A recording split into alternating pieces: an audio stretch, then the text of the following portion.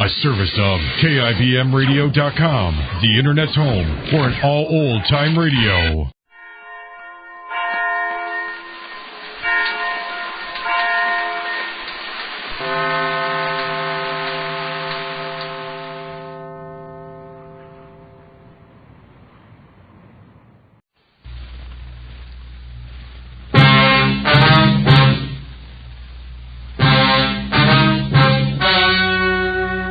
Ladies and gentlemen, the story you are about to hear is true.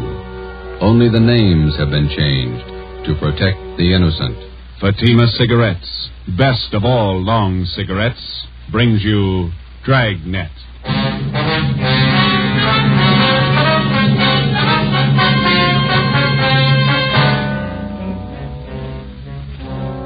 You're a detective sergeant. You're assigned to Narcotics Bureau. A vicious criminal has resumed operations in your city. His profession, dealer in narcotics. You know his name. You know he's guilty. Your job, prove it. If you want a long cigarette, smoke the best of all long cigarettes. Smoke Fatima. Fatima is the long cigarette which contains the finest Turkish and domestic tobaccos superbly blended to make Fatima extra mild. And that's why Fatima has a much different, much better flavor and aroma than any other long cigarette. That's why Fatima has more than doubled its smokers, coast to coast. So, if you want a long cigarette, smoke the best of all long cigarettes. Smoke Fatima. Dragnet, the documented drama of an actual crime. For the next 30 minutes, in cooperation with the Los Angeles Police Department, you will travel step by step on the side of the law through an actual case from official police files. From beginning to end, from crime to punishment, Dragnet is the story of your police force in action. It was Thursday, January 21st. It was cold in Los Angeles. We were working the night watch out of Narcotics Bureau. My partner's Ben Romero. The boss is Thad Brown, chief of detectives. My name's Friday. I was on the way back into work, and it was 3:49 p.m. when I got to the main lobby of the City Hall. Public phone booth.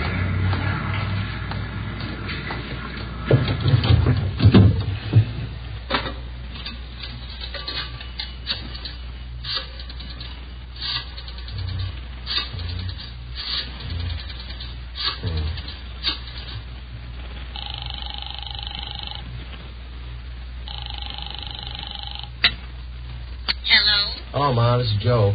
Joseph, you said you were going to be home at 4 o'clock. Oh, I couldn't help it, Ma. They changed the schedule. I got my stuff all right. Thanks for packing it. And I put your socks and your clean T-shirts on the bed. Did you put them in your bag? Yeah, I got them. Got them off the clothesline right after you called. They weren't quite dry, or I would have packed them for you. I got them all right. Listen, Ma, I'll call you whenever I get the chance. Now, don't worry. How long are you going to be gone? I haven't any idea. Maybe a month. All depends. How can I get in touch with you? You can't. Call Ben. He'll get the message to me somehow. Where is it you're going, Joseph? Well, I'm not going anyplace, Ma. I'll be right here in the city, but I just won't be able to come home for a little while. It's a special job. No, like the last time. Yeah. Well, you be careful now. Watch what you order when you're eating out in those awful restaurants. Yes. Then get your rest. Yes, you ma'am. need plenty of rest. Yeah, okay, Ma. I'll be all right. I was shopping today. I bought a nice loin roast for dinner tomorrow night. Now, you won't be here. Well, why don't you invite the neighbors over? The Newtons? That'd be good company for you. Maybe I'll ask your Aunt Elizabeth over. Yeah. Now, don't worry. If you want to get in touch with me, you deliver the message to Ben, okay? Yes. All right. What kind of work you be doing? It's going to be dangerous? Oh, it's just another job, Ma. It'll work out. I'll call you when I can. All right, Joseph. Be careful now. Take care of yourself. Yeah, you too. Goodbye, Ma. Joseph. Bye.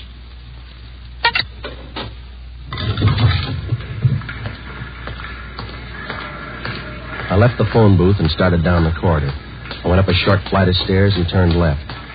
The afternoon crowd in the City Hall seemed heavier than usual. I walked past the elevators and turned right down another corridor. It was 3:58 p.m. I got to room 24, Narcotics Bureau.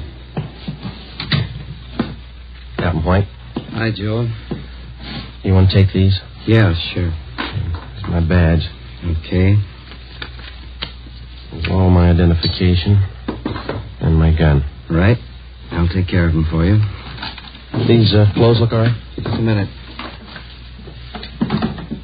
Now, let's see. Yeah. I don't like that tie. Romero. Yes, Gibber? Let's see your tie. Yeah, swap with Friday, will you, Ben? Christmas tie's pretty loud. Mine's not. That's the idea. Here's some stuff to carry in your pocket. Social Security card, ID card, all made out to Joe Kyber. Some book matches from St. Louis, a couple from Reno, Nevada. Okay. You pick up another gun? I loaned him my .25 automatic. It's small. It's easy to carry. Suit yourself. I don't have to tell you to be careful. No. It's a chance we've been waiting for, Joe. A lot depends on you. I'll do what I can. Just one thing I want to tell you. Take your time. Take all the time you need. Don't push it. I understand. No time limit. Your time's up when they find out who you are. Captain Lynn White and I left the Narcotics Bureau together with Ben and Johnny Bingham. We went down the hall to the office of Chief of Detectives Thad Brown. As in most major narcotic cases, the plan involved the coordinated work of all three offices, the federal, state, and our own local bureau. The operation involved a great many men and a lot of time. When we got to the Chief of Detectives' office, two men were with him. Bill Craig, the agent in charge of the Federal Bureau of Narcotics for the Southern California area, and Inspector Virgil Beckner, head of the State Narcotics Bureau for our district. All of us had one common goal, the apprehension and conviction of two men, Arthur Belmont and Ralph Costello. The first man on the list, Ralph Costello. Chief Brown outlined the overall plan. Craig, your federal men have been tracking Costello off and on for 3 years now. Beck's over your state agents. Same for our men.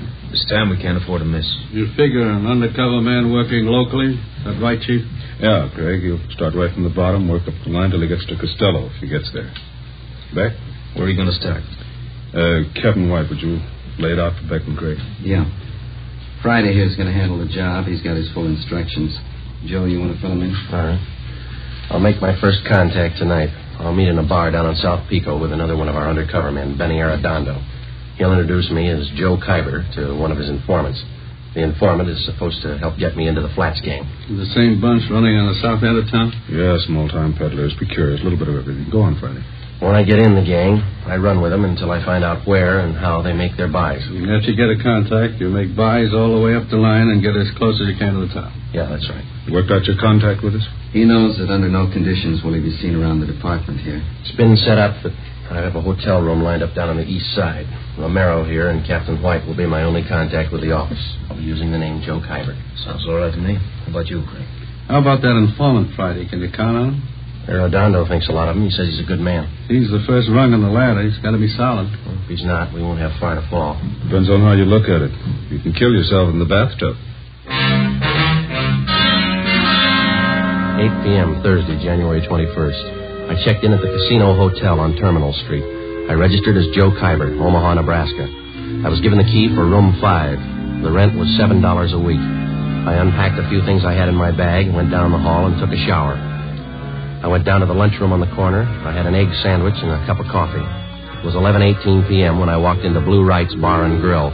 I ordered a beer and sat down. I watched the missing persons program on the television set above the bar. Lose somebody, Kyber? Hello, Benny. Been here long? I just got here. Where's your boy? Sitting over there with that fella in the blue suit. Name's Gene. Who is the guy in the blue suit? More of the Flats gang. Gene's lining up your introduction now. Guy's name is Ludwig.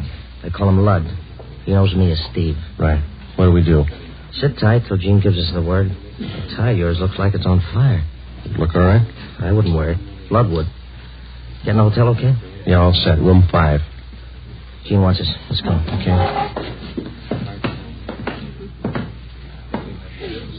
Hi, Steve. So your boy got here? Yeah. Gene, meet Joe Kyber. Hi. This is Lud. Joe Kyber, Lud. Sit down. You like the fights, Kyber? Yeah. They got nothing out here in that line. I used to go to the Garden when I was east. I got some fine cards at the Legion. Where? Hollywood Legion, Friday night. Some classy-looking fighters out there. Where is that? Out in Hollywood. Nice little stadium. I'd like to go with you sometime. Tomorrow? I got a date. Maybe next week. Bring her along. A lot of women go. Not this one. Okay. Hey, you guys hungry? I could eat. Yeah. Joe? Sure. How about here? Nobody eats here. Well, steam table over there. The stuff smells pretty good. So does garbage if the wind's blowing the other way.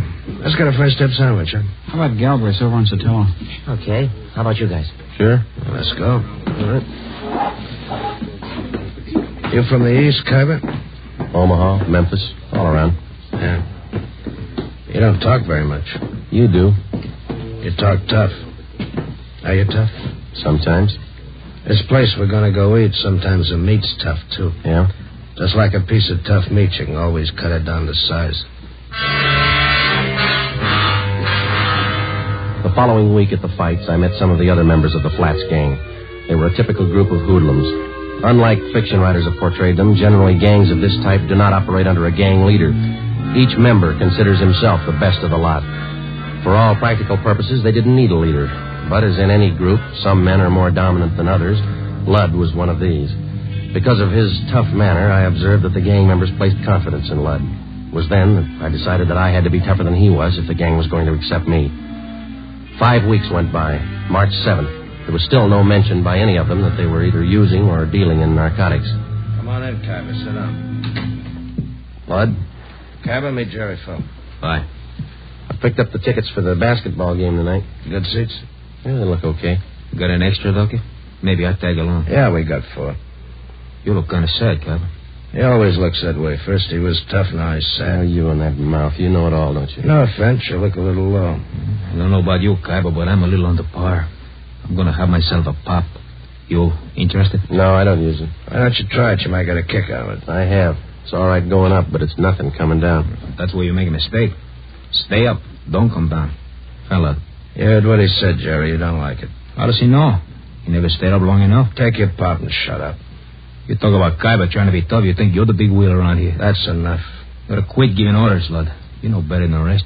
Look, little man, knock off that kind of talk and keep us both happy. Sure. The boss, man. You know, I got one positive way to shut you up. Why don't you two quit? This concerns me and Phil. You keep your mouth shut. Well, don't get mad at me. I only wanted to save an argument. Can it, I said. Now, look, big mouth, you can push Phil around, but not me. Now you're playing the tough guy again, ain't you? Why don't you go over there and sit down, huh? You set me down, punk. All right, now listen to me, both of you. I'm tired of being talked down to like a junior member of the firm. You either treat me equal or leave me alone. You understand? You had it coming, Lud. Yeah. All right, put that bottle down, Lud. Where'd you get that gun? You carry that thing right along? Right along. Put it down, Lud. Okay. I'm long on memory, Kyber. Remember that. Yeah, and I'm real short on patience with you. Well, I still ain't had my pop. Better hurry. I don't want to miss the game. You got good seats, sir, Kyber. They're not too low. I can't see nothing if they're too low. Don't worry. You'll be high enough. 2 months went by.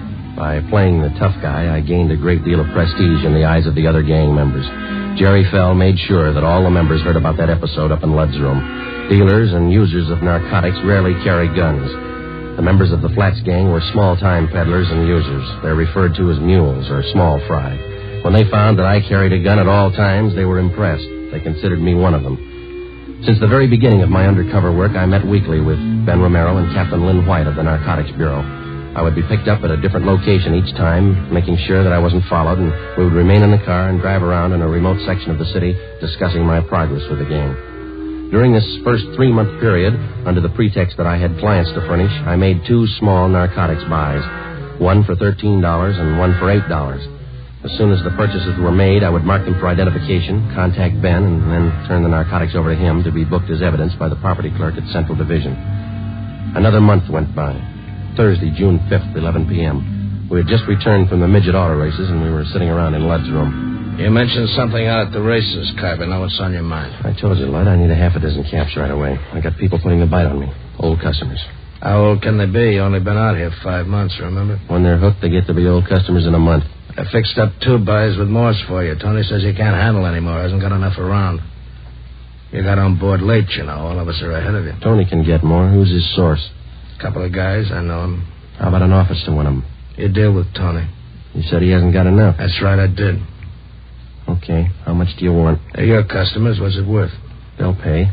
What's the guy's name? Costello's one of them. He'll have enough for you. Who's the other guy? You deal with Costello for now. Where can I meet him? Morse will set it up for you. I got a meeting in an hour. Come in. Police officers. Shake it down the hall.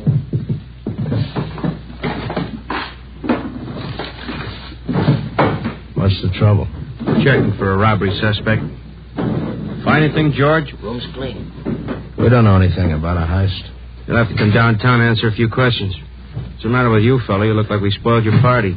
Yeah, you spoiled it.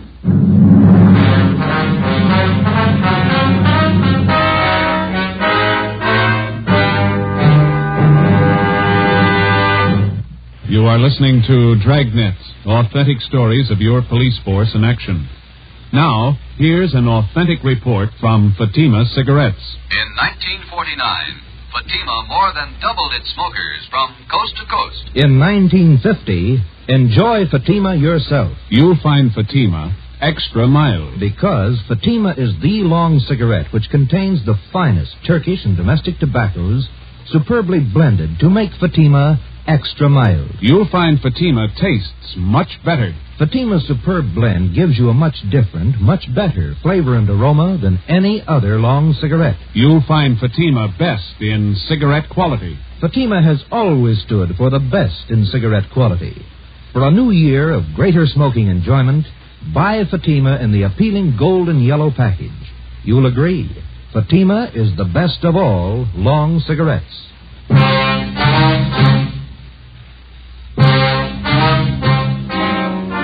The chance of my being picked up while working on an undercover assignment was one which all of us had considered. Since only a handful of men out of some 5,000 working police officers in the department knew anything about our narcotics investigation, we knew that such an occurrence was not impossible. It's one of the chances we had to take. In this instance, we lost, and the critical meeting with one of the men we were after was forestalled. How long our detention at police headquarters would delay my meeting with Ralph Costello was anybody's guess. Could mean weeks or maybe months. I was booked on suspicion of 211 PC, robbery. So was Ludd.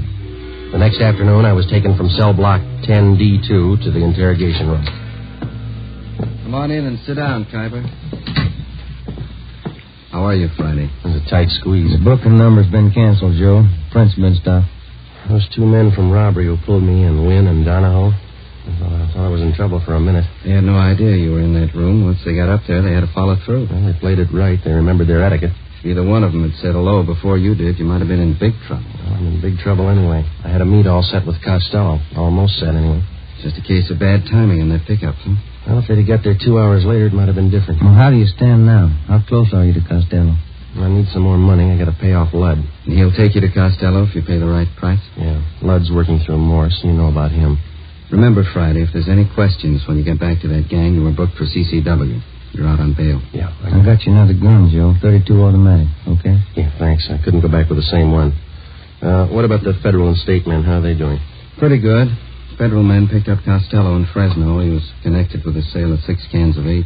Mm-hmm. That much heroin up there. No wonder Ludd can afford to hold me up. He knows there's a shortage down here. Case isn't too strong against him. When it looked definite that we had him, they were going to call you off. He's out on bail. Costello's back down here now. Yeah. Seems like we get our hands on the guy, but we can't hold him. Narcotics in their possession or under their control. That's what the book says. That's the way we got to get him. We'll get him that way. It's up to you now, Friday. Stay with it and keep your chin covered. Well, if you need anything, Joe, call. Your mother's been over at the house for dinner a few times. She's okay. Thanks. Tell her I'm all right, will you? Sure. She worries a lot about you, Joe. Anything happened to you, it'd just about kill her. That makes 2 of us. I'll see you. Before I left the city hall, Captain White drew out some more money from the Secret Service Fund. This fund is for the sole purpose of undercover work. This latest amount was for the narcotics buy that I hoped to make with Ralph Costello. An hour before I left, Ludd was released on a writ that he had arranged for. Saturday, June 7th, 9 a.m. I checked back into my room at the Casino Hotel.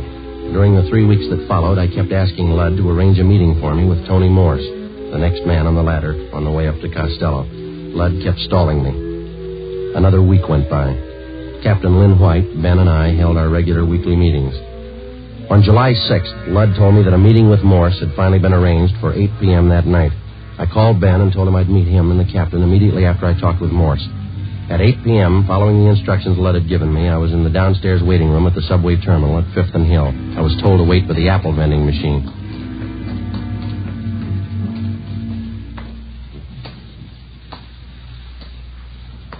Excuse me, mister. Oh, yeah, sure.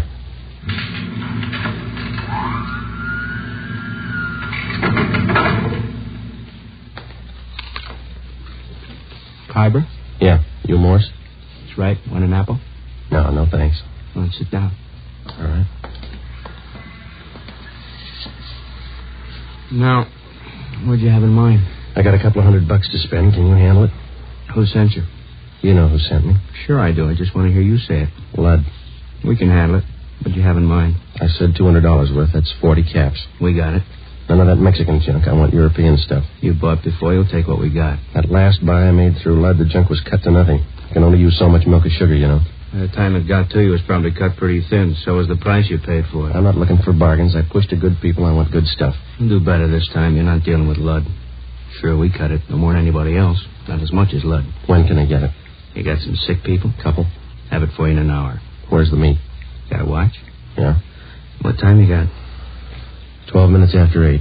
Add a minute. Make it 13 after. Okay.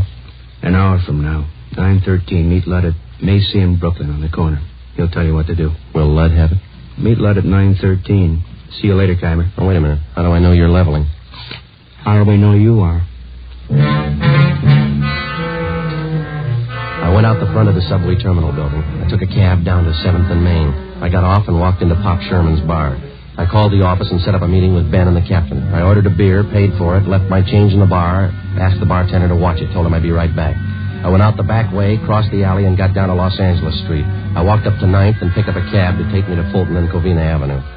I got out and walked 2 blocks. It was 8:41. Joe? Hi. You meet Morse? Yeah. Sure nobody tailed you? I took all the precautions. What's to say there? I'm not sure, and I don't have much time. I'm going to make the buy tonight. When? 9:13. You don't have much time. Kind of rushing it, aren't they? I figured I'd better play along. Who's the meet with? Morse told me to meet Lud at Macy and Brooklyn. Said that he'd carry it from there. Costello in on it? I don't know. You got it all. All right. We'll start picking up the Flats gang. Everyone but Lud. What do you think? Well, the way I got it figured, Morse is Costello's runner. He checked me out, and as far as I could tell, he thinks I'm okay. Yeah. I got a hunch Lud's going to take me to either Morse again or Costello or possibly both.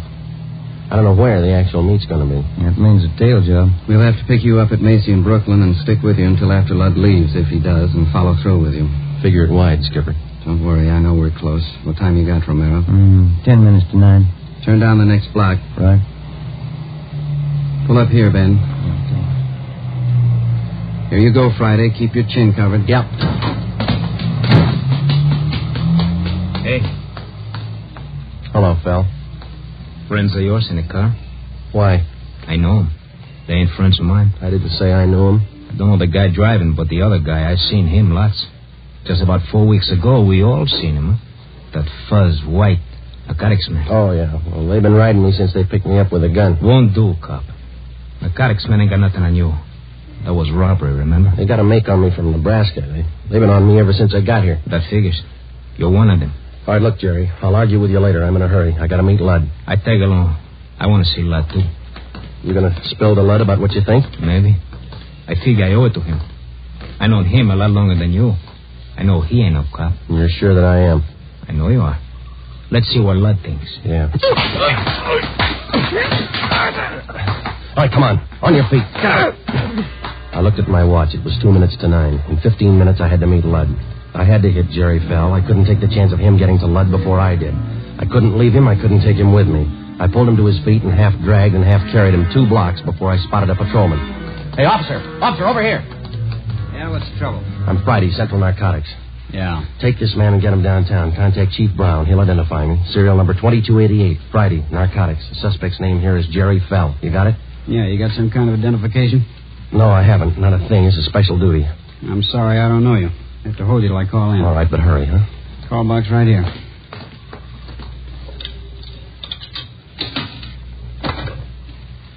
This is Carlson, box 117. Check on a matter with the Chief of Detectives Brown, will you? Yeah, that's right. Have a man here who identifies himself as Friday. What's your first name? Joe Friday. Tell him to hurry. Yeah. Joe Friday, Central Narcotics, serial number 2288. Says he's in a hurry, holding a suspect, Jerry Fell. I'll hold on. Yeah, my watch says 5 after 9. What time you got? I got 6 minutes after. It might be a little fast. Any cab stands around here? 4 blocks up the street. Which way? That way? Yeah. Okay, I will. Thank you. Okay, Sergeant. Sorry to hold you up. Need any help? No, you just hang on to this guy. Don't let him go. I started to run. Macy in Brooklyn. 6 blocks away, and I had 8 minutes to make it. A narcotics buy is one date you're not late for. Either you're there at the specified time or there's no deal. The veteran narcotics peddler knows that that's the only safe way for him to operate. A minute one way or the other could mean an arrest. I ran. You're out of breath, Kyber. Anything wrong? No, the cab broke down. I didn't want to be late. Yeah, you got 40 seconds. That's cutting it pretty thin, but it'll do. Come on. All right. Right here. By this lamppost? That's it, right in front of it. Don't move to the left or right. Stay put. They'll handle the rest. So long.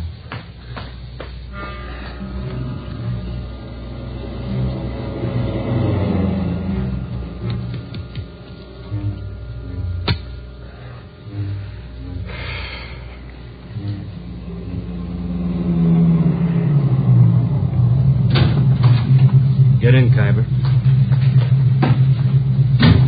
Got the money? Right here.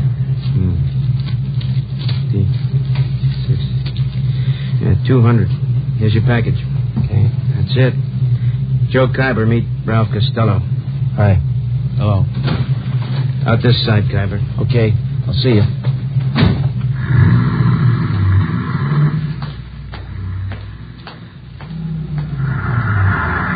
Did you make the buy Friday? Yeah, take him. Right, Joe.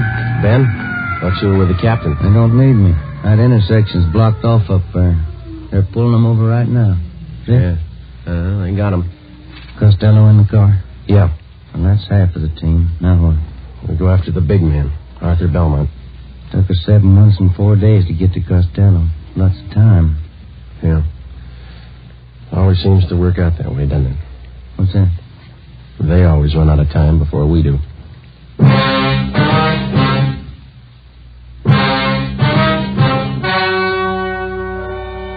The story you have just heard was true. Only the names were changed to protect the innocent. On July 6th at 10:45 p.m., Ralph Costello was taken to the Narcotics Bureau, the interrogation room. In a moment, the results of that interrogation. It's amazing how many long cigarette smokers are changing to Fatima. Here is the actual report.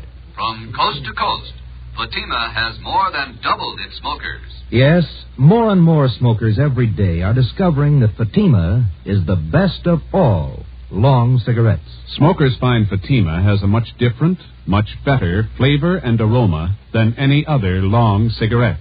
They find that Fatima is extra mild because it's the long cigarette which contains the finest Turkish and domestic tobaccos superbly blended to make it extra mild. Enjoy extra mild Fatima yourself. Best of all long cigarettes.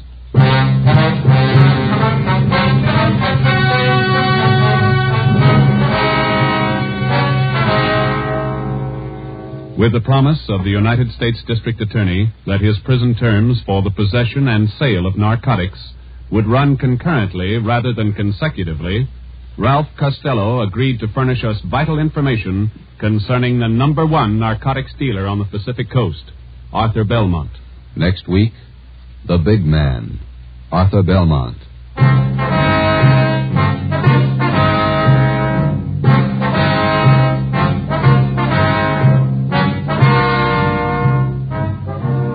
You have just heard Dragnet, a new series of authentic cases from official files. Technical advice for Dragnet comes from the Office of Chief of Police W.A. Wharton, Los Angeles Police Department.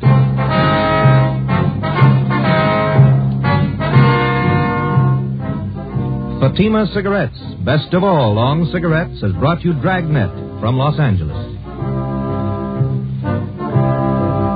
Hear Mr. and Mrs. Ronald Coleman in the Halls of Ivy tomorrow evening on NBC.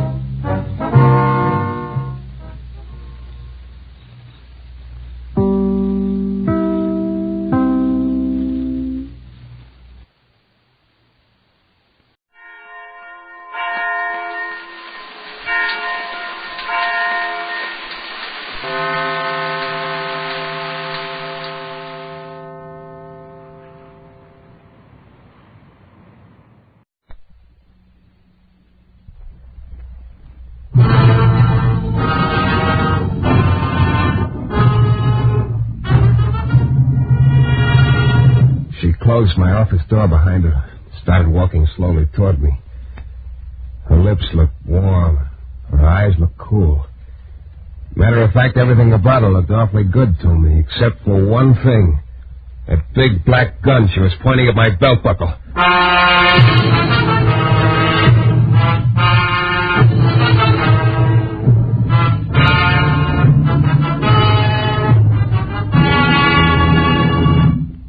The New Adventures of Michael Shayne, Private Detective. Michael Shayne, reckless, red-headed Irishman, is back again in his old haunts in New Orleans. This is your director, Bill Russo, inviting you to listen to another transcribed episode, which we call The Case of the Wandering Fingerprints.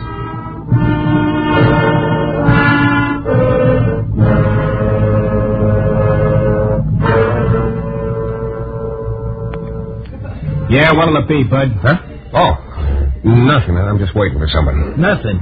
Look, Mac, you're in a bar. People usually drink in bars. That's what we're in business for. Okay. Give me a bottle of pop. A what? A bottle of pop. That's what I thought you said. Look, Junior, do you mind? No. Thanks. Mike Shayne? Yeah. I'm Ziegler. Bring your drink over to the table here. Okay.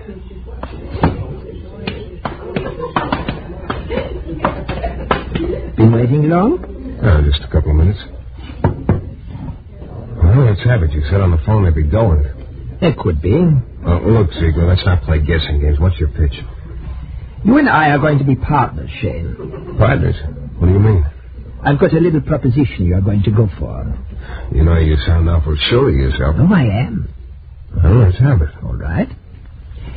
Know anything about electrolysis? Look, I'm no chemical engineer. I am, sort of. Enough of one to have figured out this process. Look, will you do me a favor? Start at the beginning. All right. I've got a process by which I can transfer fingerprints. You can what? Transfer fingerprints. From one place to another. Any place. You're nuts. Am I? Can't be done. Don't take any bets on that, Shayne. You'd have to pay off. Look, I tell you, it's impossible. It's simple, if you know how. So you dust the prints with a certain chemical powder. You follow me?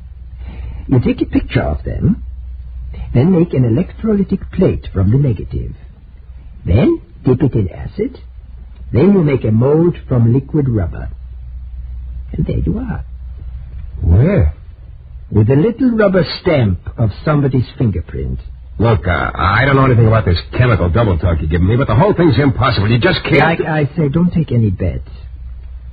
Now, here's where you figure. We're going to start a little fingerprint service. We sign up various clients. They all pay an initiation fee, a large one, as a matter of fact. Just a minute. What do these people get for signing up? Well, it's not so much what they get if they sign up. It's what they get if they don't. Yeah, that's what I thought. Their fingerprints turn up in the wrong place. Exactly. Beat it. Now, Shayne, that's not a very wise attitude. If you think I'm going to be a front man for a blackmail racket... That's an ugly word, Shayne, but that's more or less your job. To locate promising clients for me. I said beat it. You know, you're not being smart at all. Look, maybe you didn't hear me. All right, I'll give you a little time to think it over. But you'll come around. Yeah? Don't you take any bets on that. Oh, you'll come around, all right. Because, you see, you have no choice.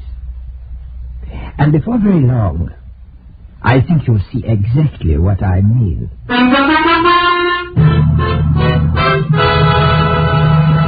In a moment, we'll return to Mike Shayne and the case of the wandering fingerprints.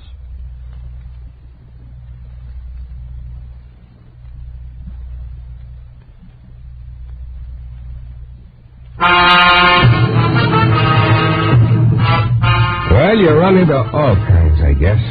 But that day, I'd hit the jackpot when a character named Ziegler told me to meet him in a bar and offered me the charming job of being a front man in a friendly little blackmail setup. I still didn't believe he could transfer fingerprints like he said, but he sure seemed convinced of it. I turned down his deal in a hurry. He implied I was making a large-sized mistake. Then, as I sat at the table watching him leave, I saw him stop at another table near the door. There was a cool-looking brunette sitting there alone. Ziegler said something to her and jerked his head in my direction. The brunette favored me with a long, cold frown. Then Ziegler left, but the brunette kept dissecting me with her eyes. I got the hunch that she was in the deal some way with Ziegler. Finally, even though the expression on her face was pushing me back, there was just too much there for me to stay away from. So I picked up my glass and went over to her table. Hello? The answer is no. What did I ask? What else would you call it? Look, maybe we'd better run through this again from the beginning. Why? Well, maybe we'll come out with a different answer. One that makes a little more sense. The answer will still be no, and that makes plenty of sense to me anyway. Good night, Mr. Shayne. Yeah. I sat there with my mouth open while she walked out the door. I was one puzzled guy. What that little conversation was all about was way beyond me. Either I'd missed a few key words here and there, or else the girl was passing up a great career as a mind reader. The bartender came over to the table about then and started picking up the glasses, so I left. It was still early, and I suddenly felt like doing a little of the town. So I called a redhead I know and asked her if she was busy. She wasn't, so we took in the town. The next morning, feeling chipper as a school kid on Saturday, I tripped down to my office, opened the door, picked up the mail on the floor, and started for my desk. Then I stopped. The chair behind my desk was rocking slowly back and forth, and it was occupied. Hello, Shayne. Well, Inspector Lefevre. Inspecting again? Sit down. Yeah, thanks. You decided to move your headquarters here, or is this a social call? Wrong twice. Well, it's early yet. I'll sharpen up. Now, let's see. What could it be this time? Murder? Maybe robbery? Robbery. Arson? Huh? Robbery. Look, I was kidding. I wasn't. No, wait a minute, Lefevre. What goes? You know an old family named Chartier, Shayne? I live in the quarter. Chartier? No, why? Sure. I said no. Haven't paid any social calls on them lately? Say, last night? Look, I told you I don't know. Why would I be paying him a call? Just trying to give you a break, Shayne, but you won't even go halfway. What are you talking about, Lefevre? I'll tell you. Last night, the Chartier home was broken into. A bunch of jewelry was stolen. What's that got to do with me? I don't know yet. Maybe plenty. We found your fingerprints there.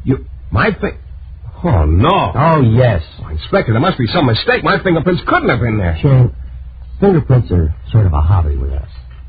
There wasn't a mistake. They're your prints. How come? I don't know how come. Oh, no, it couldn't be. You're pretty hard to convince. Well, that's not what I meant. I meant... Skip it. It'd sound like it was right out of a book. What would? Look, Lefevre, I didn't rob the Chartier home. Give me credit for more brains than that. I had given you credit, Shayne. That's what puzzles me. Hey, any idea what time the robbery took place? Between 12 and 1. Yeah, you know, I'm awfully happy to hear that. Mm-hmm. Alibi? Yeah, I had a date with a redhead. Yeah. You happen to remember her name? Of course, she's a friend of mine. Patty Bannekerken. Patty Bannekerken. Now, Shayne. Look, could I make up a name like that? You could. We'll check it. Yeah, I know you will, Inspector. And, keep in touch, huh? Yeah, I know. Don't leave town. Mm-hmm. One more thing. What is it?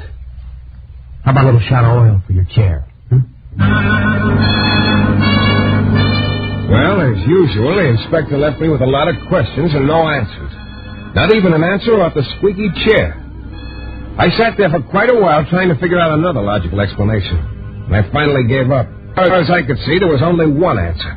Ziegler was able to transfer fingerprints, and he'd taken this very quaint way of proving it to me. I spent a little while in a half-hearted search for a can of oil and gave up.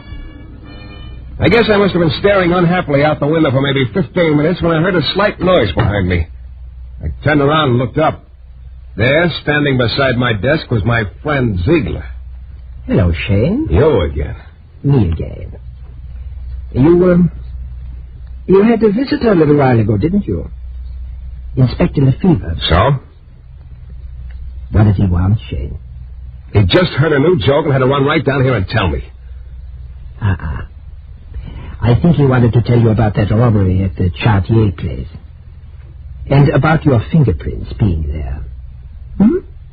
Okay. I don't know how you did it, but... Very simple. I told you. My process. Yeah, your process. Look, you may not realize it, but I was just lucky enough to have an alibi for last night. If I hadn't... Oh, but I do realize it.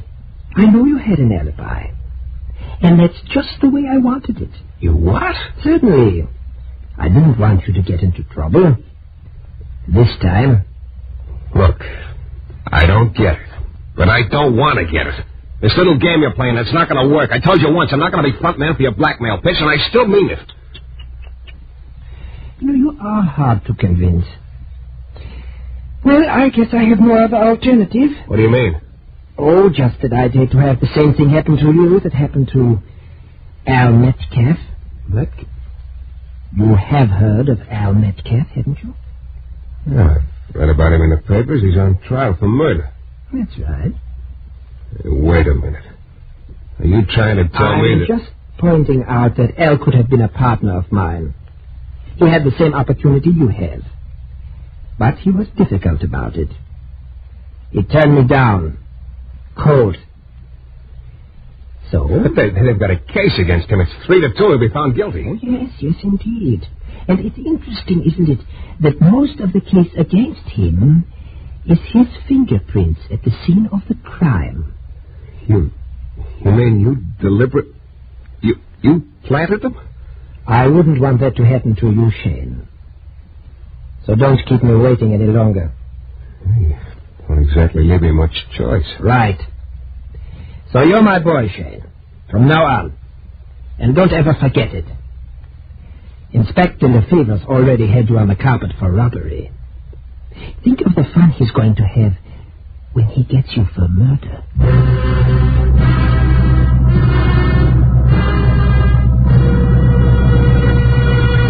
In a moment, we'll return to Mike Shayne and the case of the wandering fingerprints.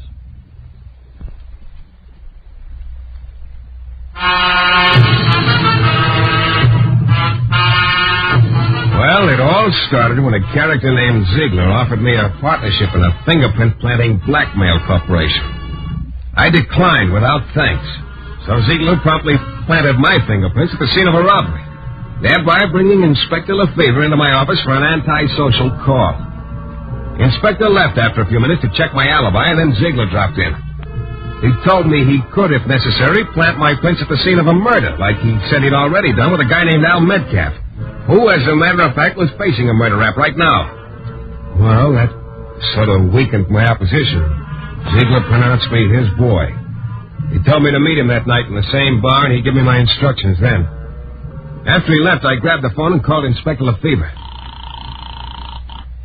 Homicide, Lefebvre. Shayne, Inspector. Yeah. There is a Patty Batterkirk. Oh, wait a minute. And you were with her last night. So you're in the clear on that robbery, I guess. Thanks. I don't get it at all. Say, incidentally, what's Patty so mad at you about? That's not what I called you about, Lefebvre. Look, you're holding a guy named Al Metcalf on a murder rap. You've been reading back issues. Metcalf's been our guest for weeks. Well, it's a bum rap, Inspector. Metcalf's innocent. Real, Shayne? I tell you, he's innocent. Shayne, I'll make you a little proposition. Yeah. You run your business, we'll do likewise. Look, I'm trying to tell you Metcalf's fingerprints were planted at the scene of the murder. Yeah. Oh, I know it sounds phony, but it's the truth. There's a guy named Ziegler who can transfer fingerprints. He transferred mine to the scene of that robbery, and he framed Metcalf for this murder the same way. Shayne, you're missing a real good bet. The pulp magazines are just crying for guys who can come up with stuff like that. Okay, but I'm telling you, Lefebvre, Metcalf's innocent. And what's more, I'm going to prove it to you. All of which was easier said than done, of course. I went over to the library and spent an hour or so reading up on the Metcalf case in the papers. I copied down the names of most of the people involved, and then I started out. The first guy I tried was a pawnbroker. Sure, no doubt about it. Metcalf's the guy who bought the gun from me. The gun that killed Joey Krause. I checked off the pawnbroker's name and went to see the woman who'd been the dead man's landlady. I saw this Al Metcalf go into Mr. Krause's room that night, just about 5 minutes before the shot was fired. And Metcalf was the only visitor Mr. Krause had that night. The next guy I tried was a character named Dixon, who used to be a pal at Krause's. Motive? Sure, Metcalf had a motive. A girl named Bunny. She was Metcalf's girl. Then she got to running around with Krause. So Metcalf knocked off Krause. But take my word for it. Don't go bothering Bunny, because she's my girl now. Yeah. All they answers are the same. Al Metcalf was guilty. He really had killed Joey Krause. Well, about then, I got on the trail of a very interesting thought. Wild, but interesting. But also about then, my watch said 8 o'clock, and I was due at the bar to meet Ziegler. Well, I didn't have any more time for meditation. But I knew that somehow, some way, I had to find a weak spot in Ziegler. Something that'd give me a club, too. And then I thought of a gag that might just possibly give me that club. It was old, but it could work. Ziegler was sitting at his table waiting for me. As I walked over to him, I could see he didn't look very happy. Sit down, Shayne. Thanks. You're late. A little. I don't like people to be late. What kept you? Look, in case you don't know it, I work for a living. What kept you, Shayne? I was conducting a little investigation. Who for? Me, okay? Shayne, you have quite a few things to learn about working for me. Your attitude, for one thing. It'll have to change. But we'll let that go for now. I've got a list of people I'm going to give to you. I want you to contact each of them and sign them up. You can start... Cigarette? Thanks. Here's a light. Help yourself. Thank you. Now. Just one thing. What is it?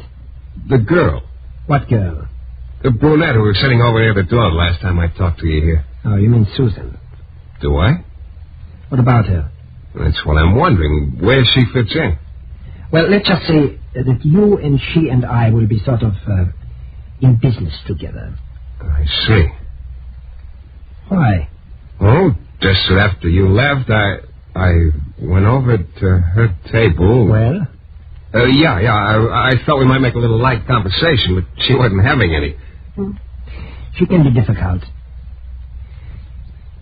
Shayne, all this talk about nothing in particular, I somehow get the impression you're trying to stall me. That it would be very foolish, Shayne. Yeah, Ziegler, I've been trying to stall, but it hasn't worked, so I'm not going to stall anymore. Okay, give me that list. I'll go to work.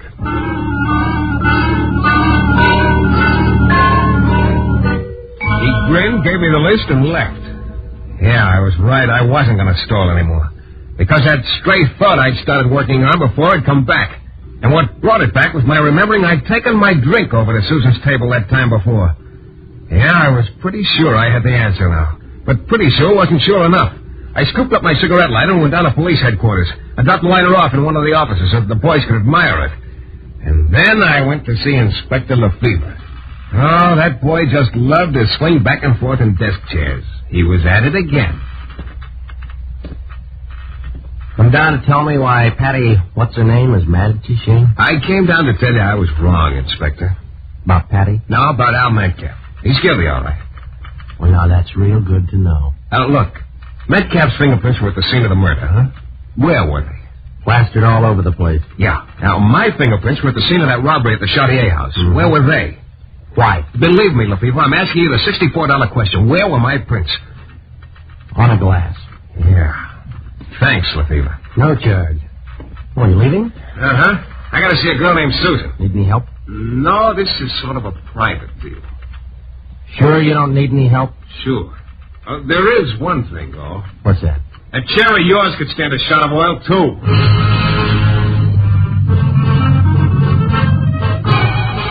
I walked out before he could think of an answer, but I had to hurry. I picked up my lighter and a few interesting facts with it and went back to my office.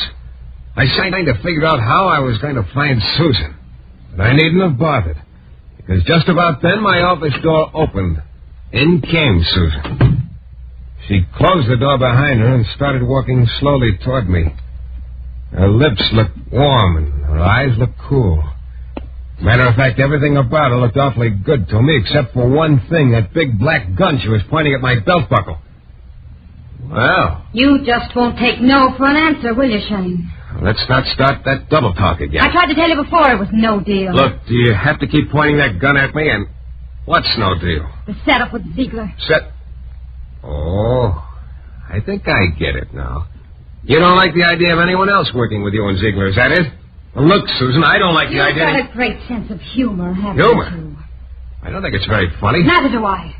Look, Maybe I'm stupid, but none of this makes sense. Stay where you are. None of that little palaver we had the other night in the bar made sense either. I said stay where you are. So you're working with Ziegler. I still don't see why... Oh, I'm working with Ziegler. That's a laugh. You're the one who hates... Hey, get back! Too late, sweetheart. Let go of me! It's too big a gun for a lady to be carrying around anyway. Or aren't you, lady? Oh, Hey, no. No, not that. No, look. Stop it, will you? All right. That's better. Now, let's get this thing straightened out. You're not working with Ziegler? Of course not. He threatened to plant my fingerprints and implicate me in a murder. Well, I'll be... You too? Oh, sucker. Me to a sucker. You see, I could have been implicated, too. It was all innocent enough that I could have been made to look bad. Yeah, we're both in the same boat. And in fact, it's sort of nice in here. You can let go of me now. But I still don't see how Ziegler could have gotten that glass with my prints. I thought you took it. Hey, wait a minute. You can let that bartender. The one who was so anxious for me to buy a drink. He came over to our table and picked up the glasses right after you left. He gave it to Ziegler. He's our boy. Oh, Shayne. Yeah. Yeah, I seem to have a hold of you. Maybe... Maybe we gotta wind up this Ziegler business, huh? Yeah.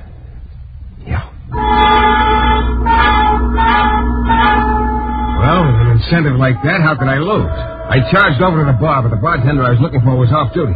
I got his address, though, and went over. Yeah, what's up?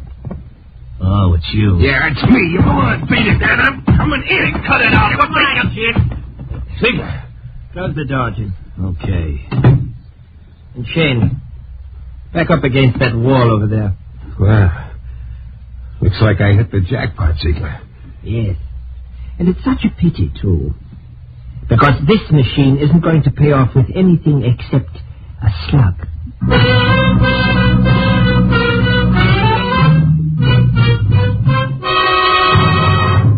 In a moment, we'll be back with a thrilling climax to tonight's Michael Shayne adventure.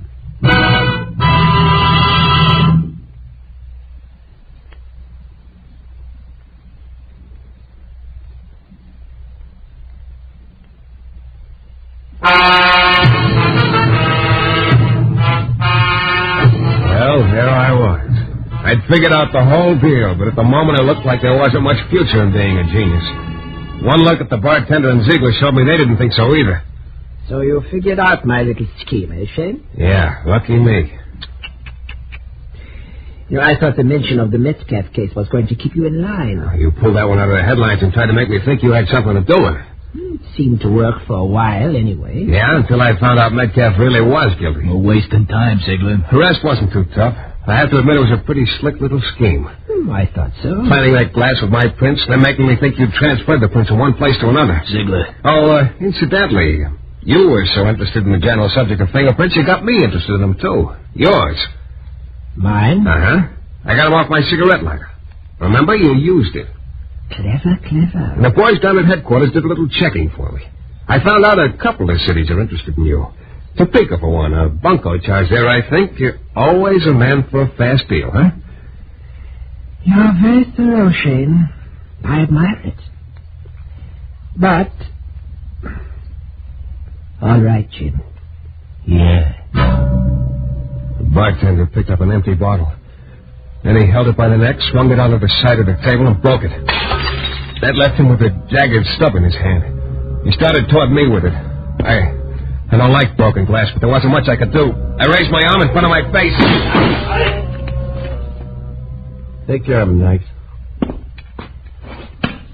Well, Shayne? Well, Inspector Lefevre. How'd you know? When the boys reported to me that you'd brought in some fingerprints belonging to this guy, Ziegler, I thought maybe we better find out what was cooking. So we tailed you. Right into the oven. Inspector, would you believe it if I told you I was awfully glad to see you? Yeah. Shayne. Yeah? It's a good thing you didn't need any help. Huh? No comment. Well, that was just the about that. Lefebvre told me I was in line for some $500 from Topeka. The reward posted to Ziegler. So I was really on top, and I went busting back to my office to tell Susan to pick up where we left off. Susan. When I got there, she was gone. I waited, but she didn't come back. I'm still waiting. You know, somewhere along the line, that girl must have read the old fable about getting somebody else to pull hot chestnuts out of the fire for you. Not that I minded that so much, but at least she might have flipped a few shells my way. Oh, well, there's always Patty Batterkirkin, I guess. This is your director, Bill Russo, again. Our story is based on characters created by Brett Halliday. The music is composed and conducted by John Duffy, and Michael Shayne is portrayed by Jeff Chandler. The New Adventures of Michael Shayne is a Don W. Sharp production, transcribed in Hollywood and distributed exclusively by the Broadcasters Guild.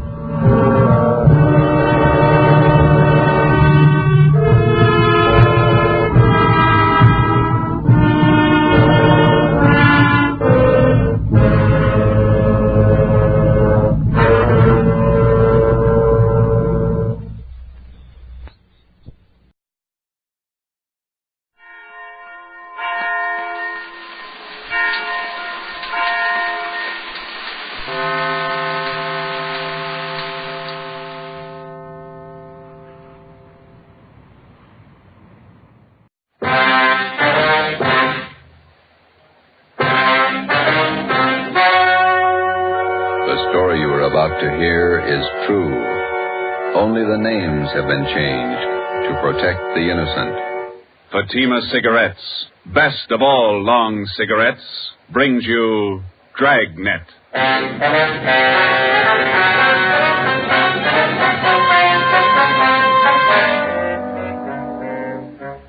You're a detective sergeant.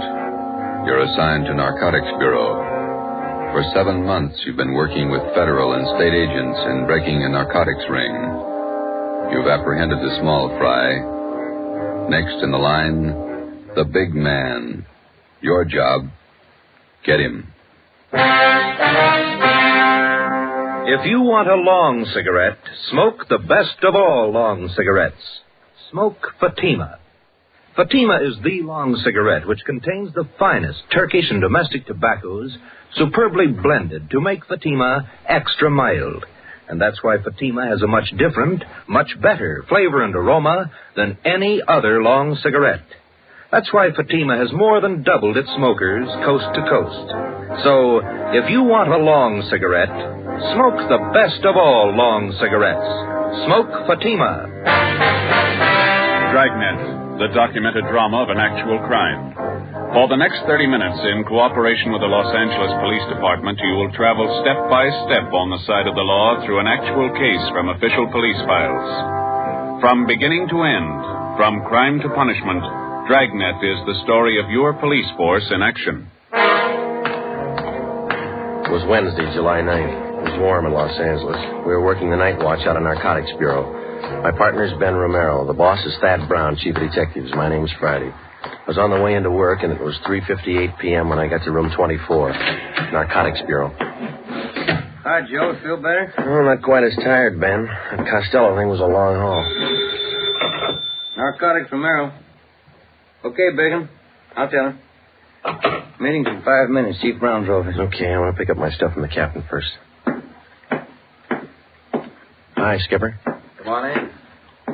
You look a little better, Friday. Get some rest? Yeah, a couple of good meals. That's the trouble with the Flats gang. They never knew where to eat. Sit down, Joe. I want to talk to you. We got a couple of minutes before the meeting. You'll probably be getting this all up and down the line from here in. Just want to let you know that we think you and all the men in the operation did a fine job. My part wasn't much. You did more than I did. Oh, we all worked, but you had the dirty end of it. Good job. Here's your equipment. You'll need it now. Oh, yeah, thanks. Badge, your ID card, your gun. 6 shells, that's all about. Mm-hmm. That's it, thank you. You're back at it. Yep. Here's one for you. Look at this. What's that you got? Mug shot of a girl picked up in a narcotics raid last night. Oh, pretty girl. Long blonde hair, beautiful eye. She looks young. High school girl? She was when that picture was taken, 1947. She was 16. Here, look at this one. Yeah, same girl. Yeah, that's the way she looked at 11:30 last night when we picked her up. She looks 50. 19 years old. 3 years on heroin. She might as well be dead. She is. 8 o'clock this morning. Let's go. It's time for the meeting. You just looked at the best reason I know of for getting Belmont. She get her stuff from Belmont? Costello was pushing to her. He got his stuff from Belmont. They all do. Now, let's go. Why, William? Anybody brief you on the Costello interview, Joe? No, not yet. Chief Brown will fill you in. Here we are.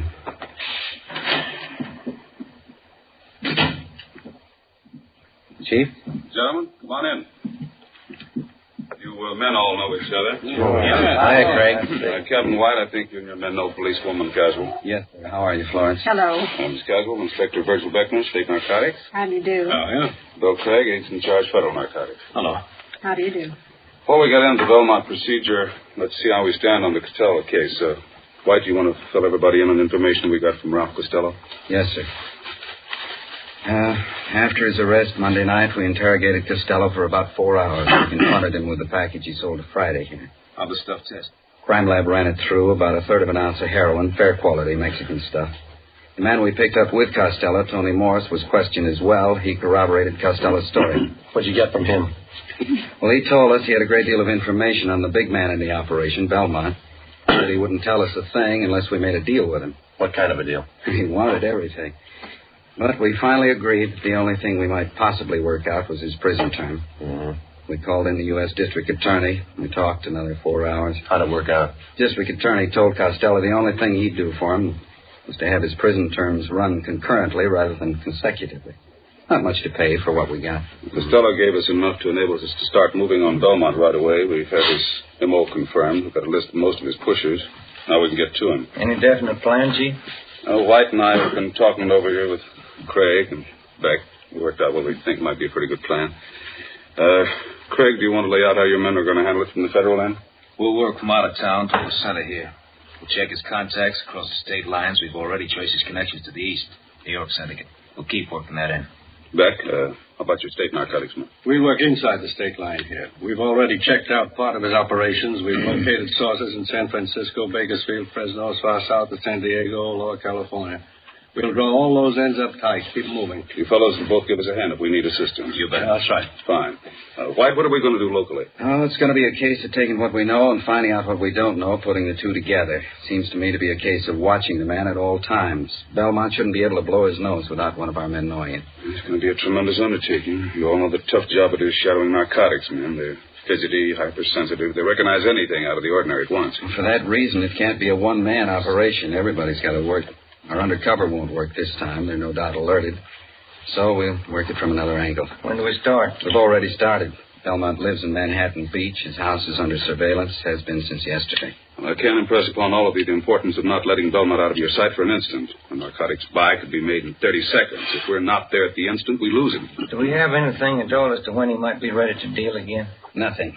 Nobody seems to know Belmont's exact operating time. Could be any time. And in order to prosecute him, we've got to be there when the narcotics are in his possession or under his control. So we start to live with him and stay as close as we can without being tapped until there's a buy. That's it. Captain White has all the assignments for our local men. Okay. We'll watch him. And stay close to him. If he makes a move, be there. The meeting lasted 4 hours. During that 4 hours, a plan was formulated which we hoped would end in the successful apprehension of the number one man in Pacific Coast narcotics traffic, Arthur Z. Belmont. How do you watch a man, his every move, for 24 hours, day in, day out, without his knowing it? How do you watch a man whose very existence depends upon not being watched, who is expertly schooled in every trick and device of police surveillance, whose method of operation will change with the slightest disturbance of his daily routine, and if that M.O. changes, you've lost him? Thursday, July 10th, in the small Los Angeles suburb of Manhattan Beach, population 10,172. 3 very ordinary events took place. A public nurse began a house-to-house survey. She asked the simple question, have you ever been vaccinated for smallpox? She started canvassing 27 blocks from the home of Belmont. Policewoman Florence Caswell. 2 Japanese gardeners new to the city of Manhattan Beach began soliciting work. They started asking for jobs 38 blocks from the home of Belmont. Sergeant Ken Fujikuni and Patrolman John Kagawa.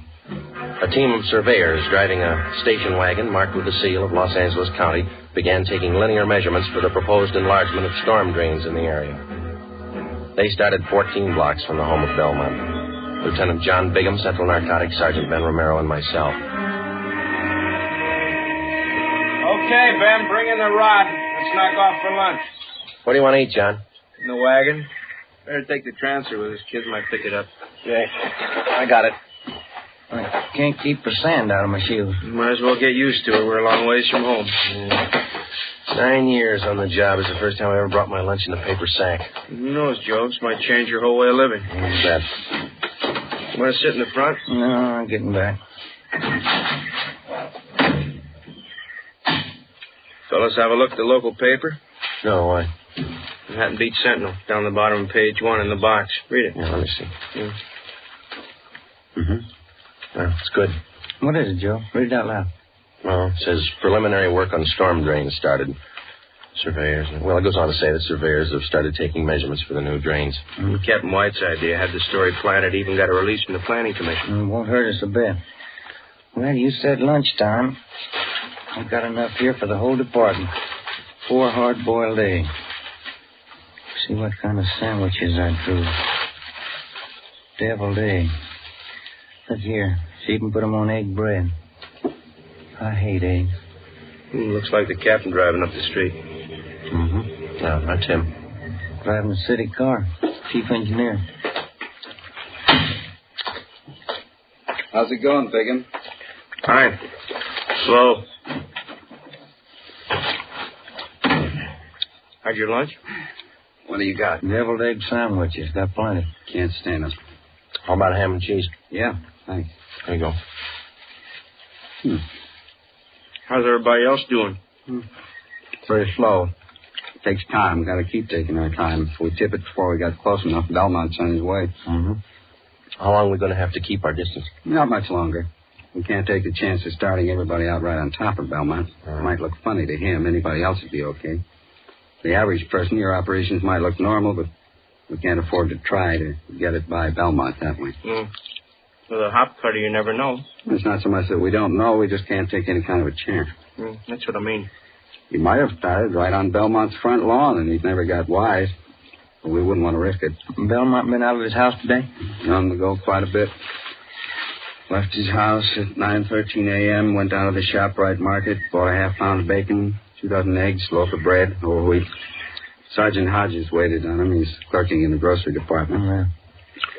Then he drove over to his neighborhood gas station, got a full tank of ethyl and 2 quarts of oil, 30 weight. Drove home, got back at 9:42. Still there? Yeah. About time you guys were back at it, huh? Right. Okay, Ben. You want to grab some of the gear? Yeah. Hey, Joe. Give me a leftover bread crust, will you? I'll give him to Seagull. Yeah, sure. Here you go. Well, foot by foot, we're getting closer to Belmont. Hope nobody tips it. Nobody should, unless you don't trust those gulls. We surveyed the city of Manhattan Beach for 5 weeks. Policewoman Caswell, posing as a nurse, continued canvassing. Everybody concerned with the job of standing watch over Arthur Z. Belmont carried out their routine day by day. Daily reports came in from everyone in the operation. These reports would be sifted at Central Narcotics and progress reports compiled for the use of those in the field on the Belmont case. All police cars, as well as city cars, such as we were employing, were equipped with 3-way radio communication. All personnel were in constant contact with one another. Wednesday, August 12th, it was the decision of Captain Lynn White that the idea of our posing as city surveyors had been exhausted. Further use of this could possibly arouse suspicion. Belmont lived at 1227 Ocean Avenue. 2 days before we were called off the surveying job, the city leased the private residence at 1216 Ocean Avenue. A van load of furniture was moved in. Drapes and curtains were hung. Regular deliveries of daily newspapers and milk were made to the house. To all outward appearances, the house was occupied by an average family. Actually, it provided another blind from which we could continue to observe Belmont. Shortwave radio equipment was installed in an upstairs room. Ben and I were assigned the night watch. How's a car just stopped in front of Belmont's house? How many's that make? 3 cars. Just a minute. Yeah. A couple of guys getting out. Going up the front door. Where? Let me see, huh? Take a look. Watch Kirk. Yeah, Belmont answered the door. He's letting him in. Something's doing. What do you think? I don't know. You called Captain White, didn't you? Oh, an hour ago. Just after the first car pulled up. You're parked in the alley and come the back way. I better check with everybody again. This portable seemed to warm up slower than our car radio. About the same. Here we go. Unit 140K to Unit 145K. 145K, go ahead. Just checking. Your location the same? That's right. Ocean and Clipper. We got 3 cars to cover now. Stand by. Roger. Unit 140K to 143K. 143K, we got it. Standing by. Location still good? Same. Be talking to you. Stand by. 140K to 149K. 149K, go ahead. Stay put. We got 3 cars now. Yeah, we heard. Still the same spot. Standing by. Roger. Captain just pulled into the alley, Joe. Good. Belmont's porch light just went out. Let's see. 3 guys came in the first car, 2 in the second, 2 in the third. Is that right? Yeah, 7 all told. 8 counting Belmont. Maybe he's running for office. Joe, Ben, any changes since you've called me? Another car. Anybody you know? It's too dark to see their faces. Dodge Coupe, gray, black packet sedan, green cherry.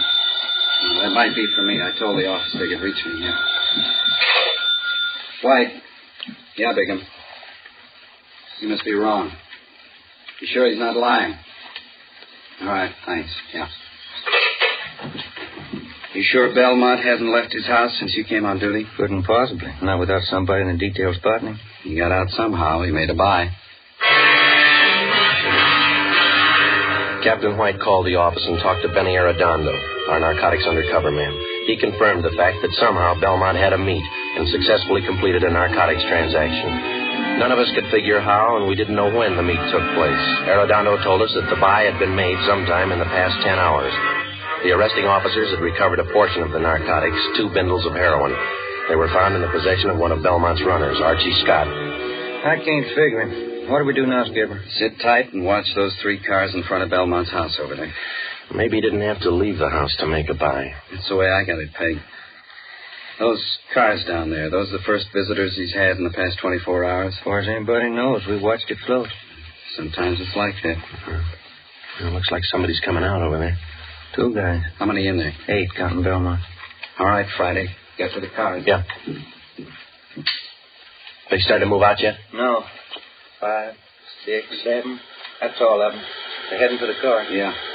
Looks like a 3-way switch. We'll see when they start to move out. Attention, all units and special details. Stand by. Here's the license numbers, Joe. Oh, good. I knew those things. Green Chevy's headed south. Black packet's going north. So's a Dodge Coupe. Dodge turned left at the corner. It's headed east now. Got it. 140K to all units and special detail. Unit 149K. 149K,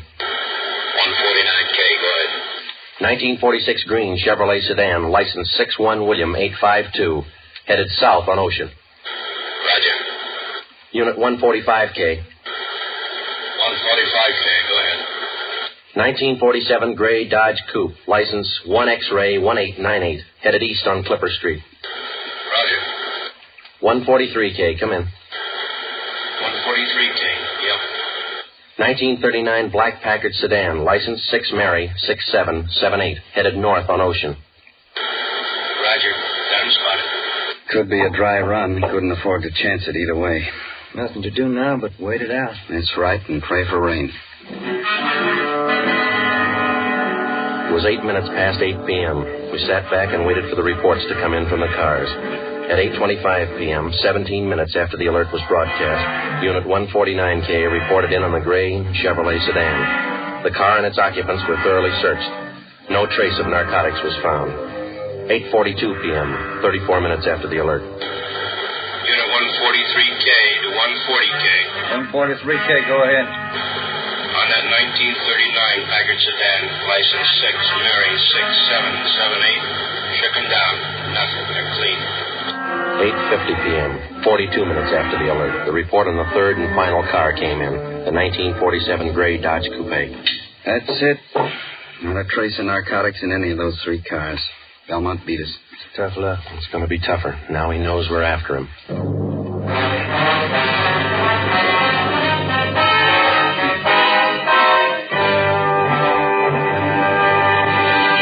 You are listening to Dragnet, authentic stories of your police force in action.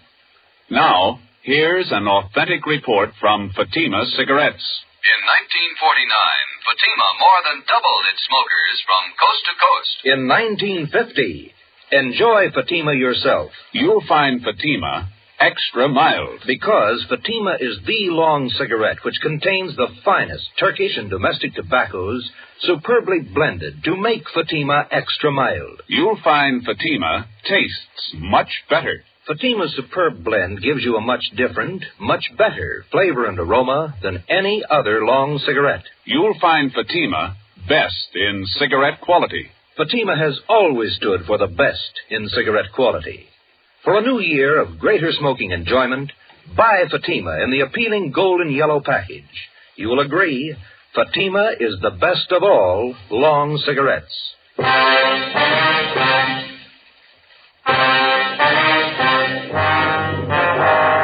3-car switch. 3 cars arrive at a given point at different times. The meet takes place. The drivers of the various cars leave the given point at the same time. Each drives away from the point in a different direction, making it 3 times as difficult to follow them. The practice was not new to the Narcotics Bureau or the dealers in narcotics. It usually includes the dry run, in which the actual mechanics of the narcotics are carried out, but neither the merchandise nor the money is on hand. This practice forces the narcotics officer into pure guesswork. If the officer doesn't follow up, the buy could be successful. If he chooses to follow up, he takes the chance of exposing himself and tipping his hand on a rehearsal. In the case of this particular car switch, we lost. But taken in the car roundup were 7 of Belmont's trusted runners. 6 of these men refused to talk, but the 7th, Clifford Bassell, gave us a lead to one of Arthur Belmont's most trusted friends. His name was Floyd Ketchel. He and his wife lived at 357 Evergreen Drive, Linwood. It's a nice house. Yeah. Yes? Police officers, we'd like to ask you a few questions. What about? Well, as you probably know, there's been a series of burglaries here in your neighborhood. No, I didn't know. Oh, yes, quite a few. Would you mind if we came in and talked to you about it? I don't know anything about any robberies around here. Everything's okay. This is just a routine check, Mr. Ketchel. Everybody else in the neighborhood's cooperating. Only take just a minute. All right, you can come in, but I have to leave in about 15 minutes. Thank you. Well, you have a nice place here, Mr. Ketchel. Yes. Now, what was it you wanted me to help you with? You know a man by the name of Clifford Bassell? No. How about Arthur Z. Belmont? Who? Arthur Z. Belmont. Bassell says you and Belmont are good friends. I don't understand this. I thought you wanted to ask me about some robberies. I wonder if you'd mind rolling up your left sleeve. I'd like to look at your arm. What for? You're a user, aren't you? No, I'm not. Then you know what we're talking about, don't you? No, I don't. Do you have any narcotics here in the house? Certainly not. You mind if we look around? Why do you want to search the house? Why won't you show us your left arm? Floyd Ketchel would admit nothing, but he allowed us to search his home and grounds. An extra detail of men was called out to aid us in the search. We covered every foot of the acre of ground. This took 2 days. We found nothing. On the 3rd day, under the flooring of an upper bedroom of the Ketchel home, we found Ketchel's plant. He was using heroin. You want me to call Belmont? Is that the idea? That's right. We want you to set up a meet with him. I'm not going to rat on Art. He's a friend of mine. Suit yourself. We found your plant there. We've got you. You'll be the fall guy. You mean I take all the heat? Why not? Bassell put the finger on you. We got to have somebody. Why pick on me? We just told you. We found the stuff here. Bassell fingered you. You're it. All you have to do is make a phone call. You won't have a clean slate, but it's going to sound a lot better in court. All right. It makes sense. You know what to tell him. We've already been over all that. Call him now. Friday, listen in on the extension. If Ketchel changes his mind in the middle of the conversation, I'll see that he hangs up. Yeah.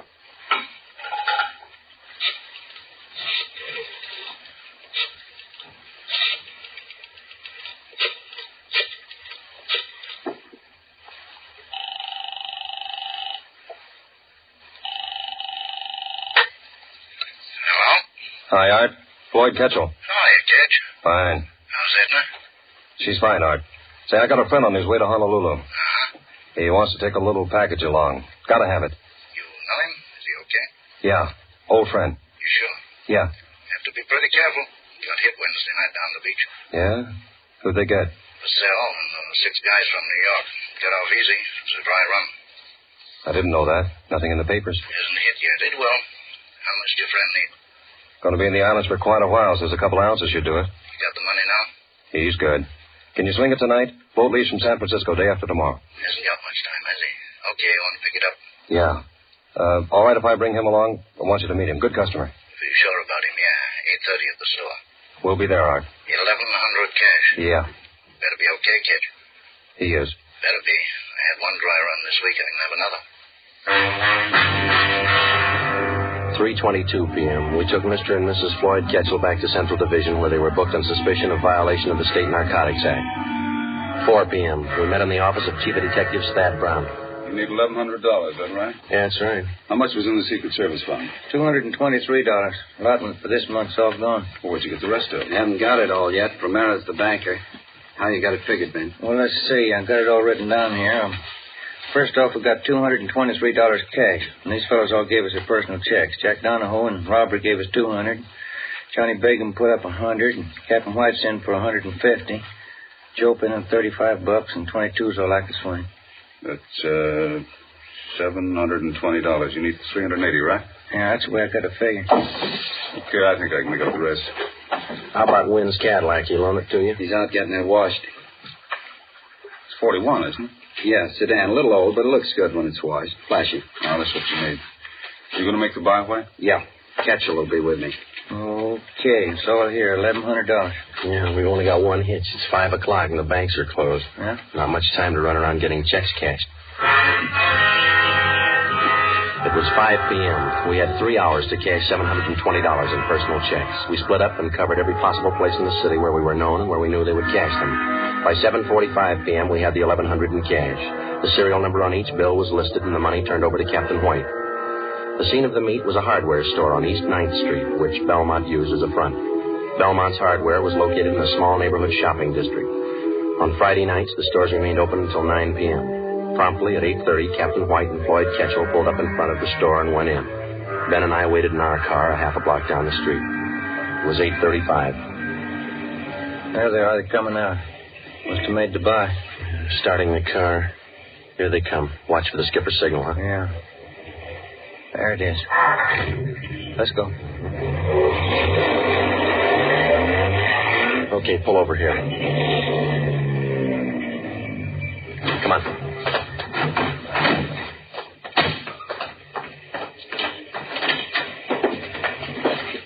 There's a clerk back there. You see Belmont? No. Yes, sir. Can I help you? Mr. Belmont around? No, sir. He just stepped out. You sure? Yes, sir. He went out the back door not a minute ago. Bigham and Cassidy are out there, aren't they? Yeah, he won't go for it. Oh, there's Mr. Belmont. Mr. Belmont, these gentlemen want to see you. Running up the stairs from there, isn't he? Come on. Mike Belmont, wait a minute. What's that barrel? Watch it. Look out! Pushing that barrel down the stairs. All right, let's go. Come on. There he is. He's trying to reach that skylight. Belmont, get on. You'll never make it. Slipping, Joe. Belmont!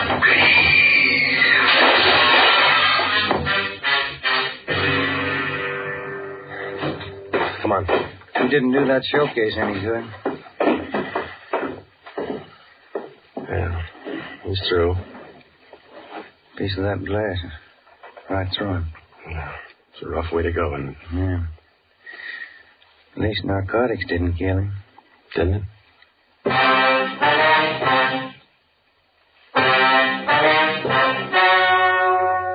The story you have just heard was true. Only the names were changed to protect the innocent. On December 10th, 1948, trial was held in Superior Court, Department 87, City and County of Los Angeles, State of California. In a moment, the results of that trial. It's amazing how many long cigarette smokers are changing to Fatima.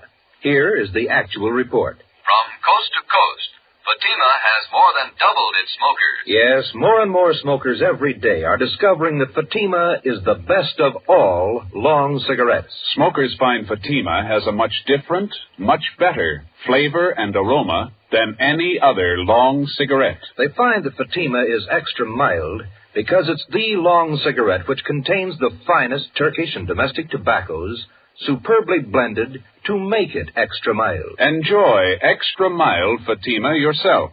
Best of all long cigarettes.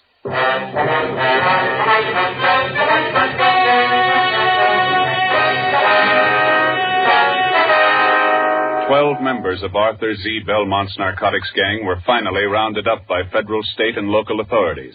All 12 were tried and convicted of violating the Harrison Act and the State Narcotics Act. They received sentences as prescribed by law and are now serving their terms in state and federal penitentiaries. You have just heard Dragnet, a series of authentic cases from official files. Technical advice for Dragnet comes from the Office of Chief of Police W.A. Wharton, Los Angeles Police Department. Fatima Cigarettes, best of all long cigarettes, has brought you Dragnet from Los Angeles. Be sure to hear Mr. and Mrs. Ronald Coleman in Halls of Ivy tomorrow on NBC.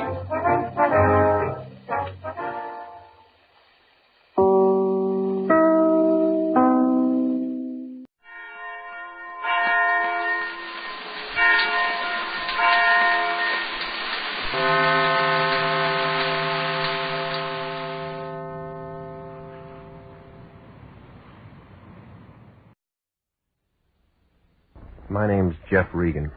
I get 10 a day in expenses from a detective bureau run by a guy named Anthony J. Lyon. They call me the Lion's Eye.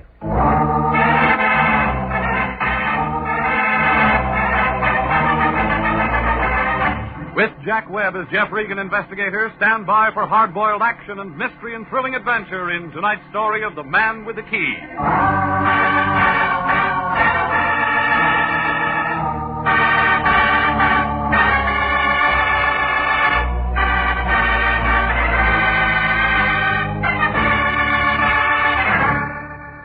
A block above Wilton on Hollywood Boulevard, there's a street they call Taft. It isn't very long. About 48 palm trees and a couple of bad sewers. It figures that the guy who laid it was nearsighted. He didn't see the hill 3 blocks away. Got kind of a tired look, like an old lady who's been moving furniture. There's a dirty gray apartment house on the right-hand side of the street. That's my place. 308. A low ceiling and a leaky faucet. A telephone that rings at the wrong time. It was last Monday night, about 11 o'clock. I was in bed listening to the party next door when it rang. It was the Lion. Regan, get your clothes on. That the way you sleep? You're going to be busy. We got a new client. Well, tell me all about it in the morning. Special messenger came to my place 15 minutes ago with a C note. Any good? It was from somebody named Dora King. Well, who's that? That's what you're going to find out. I can see better in the daytime. She's waiting for you right now. Oh, yeah. At a place on La Brea called the Southerner. Should I take my banjo? Don't be funny. She wants to talk to you, so get over there. Well, what does she want to talk about? How would I know? Well, don't you ever check into things? That's what I pay you for. All right, where's last week's salary? You'll get it. When? As soon as I find out if your expenses were legit. Now get busy. That all? No, call me right after you've seen her. Why? I want to know what's what. You mean you want to know if she can afford more than a C note? You're getting out of line. That's what they told Gypsy Rose Lee.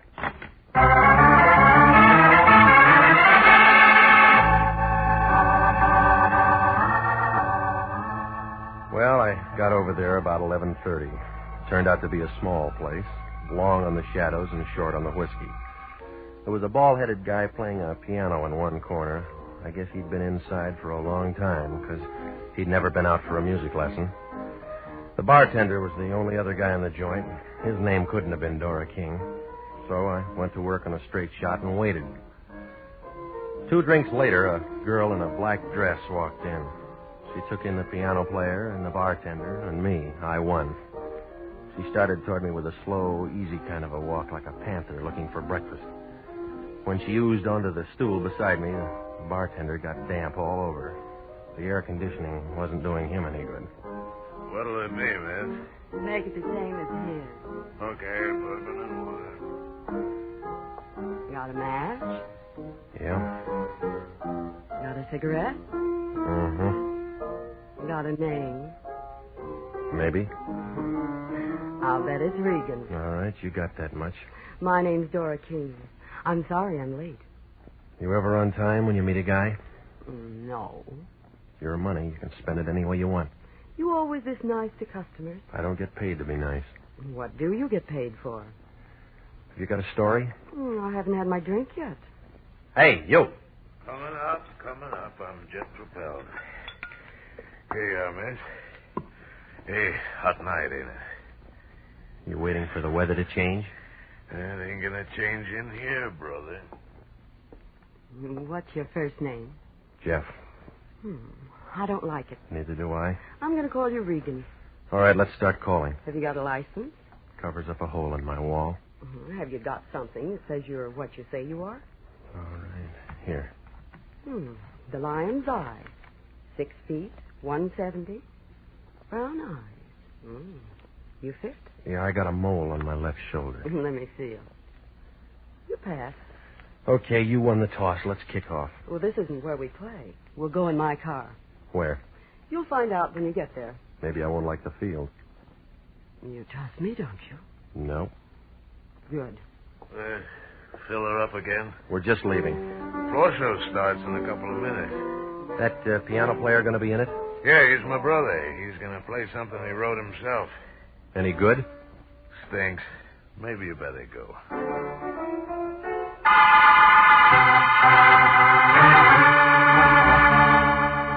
Well, the bartender was pouring himself 4 fingers of rye and about a fingernail of water when we walked out of there. We climbed into a big Nash convertible, parked in front of the place, and headed for Santa Monica Boulevard. Then we turned east, past Western, down to Vermont, and south to Marathon. All at once, we were climbing a hill on a dark street. That gave us a view of the city. 20 years ago, a real estate broker might have had something, but now it was just an old neighborhood with a sad look, like a toe dancer with a short leg. Nobody said anything. I was beginning to have a feeling that maybe she'd forgot her compass when she slowed the car down. She pointed to a 2-story house in the middle of the block, and I nodded. Then she shoved the car in second and spun around the corner and came to a stop. I got out and walked around to let her out. She didn't move. End of the line. Short fare. Time for you to go to work. What kind of work? The white place back there, 3936. You saw it? It came through. It's a boarding house. I already got a room. On the 2nd floor, number 10. Knocked twice. Prohibition's dead, lady. There's a man there. His name's Bender. Ben Bender. That'll wake him up. He's expecting you. You're quitting? My job's finished. You're the new help. Well, what do I do? He'll tell you. That all? One thing more. Come here.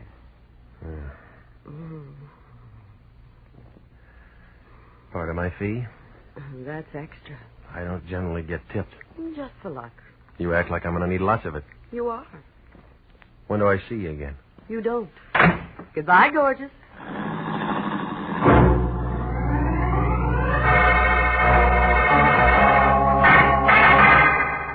I stood there and watched her drive away. And then I noticed it. Somebody in a black coupe coasted around the corner, kicked into high gear at the bottom of the hill. I kept watching, but whoever it was hadn't read the traffic laws lately. He didn't use his lights for 2 blocks. Oh, it registered. He was on a tail job, and Dora was nice to tail.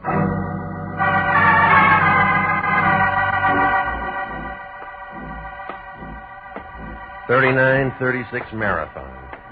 Inside, it smelled like stale beer and rotting wood. Room number 10 was at the top of the stairs. The door was already open. A thin guy with a hungry look was sitting on the edge of the bed. He was all bones. He didn't get up when I came in. He just kind of looked at me, and his eyes were full of water. All of a sudden, he pulled a bandana out of his pocket and began coughing. You're sitting in a draft. All my life. You, Regan? A girl with warm lips said I'd find you here. Thanks for coming. Sit down. Hey, just got back from a trip. Up north? Yeah. Sanitarium? State said I needed a cure. Did it take? What do you think? You're still coughing. The doctor said I could go. You can give me a going-away present. $10 and a suit of clothes. It's a bum rap. That's what they all say. Who I am? Ben Bender. Big Ben Bender. Does that mean anything to you, Pilgrim? Must have been before my time. Yeah? How old do you think I am? I'm out of practice. I look 60. And I'm 45. That's what 7 years in the sanitarium will do. You ought to get a specialist. Already got one. What's his name? You. No, I'm only an intern. You'll do. All right, what do you want? When the guy goes up there, he makes a lot of friends. And a lot of enemies. Sometimes you can't tell one from the other. Does it make any difference? Big Ben don't trust nobody. No, what about that girl? Dora? Forget her. Her job's done. That's what she said. See this key? Yeah. I wear it around my neck. I worn it for 7 years. You'll wear it for the next 7 hours. Why? Them friends and enemies I was telling you about. What does the key fit? My safety deposit box at the American Security Bank. You meet me there. Tomorrow, at 10. What if I oversleep? Stay up all night. I'll pay for the no-dose. Just be there. After that? Then your job's finished. It's off this door you ever made. Look, now, you kept this key 7 years. Why can't you keep it for 7 more hours? My business. What's in the box? My business. Okay.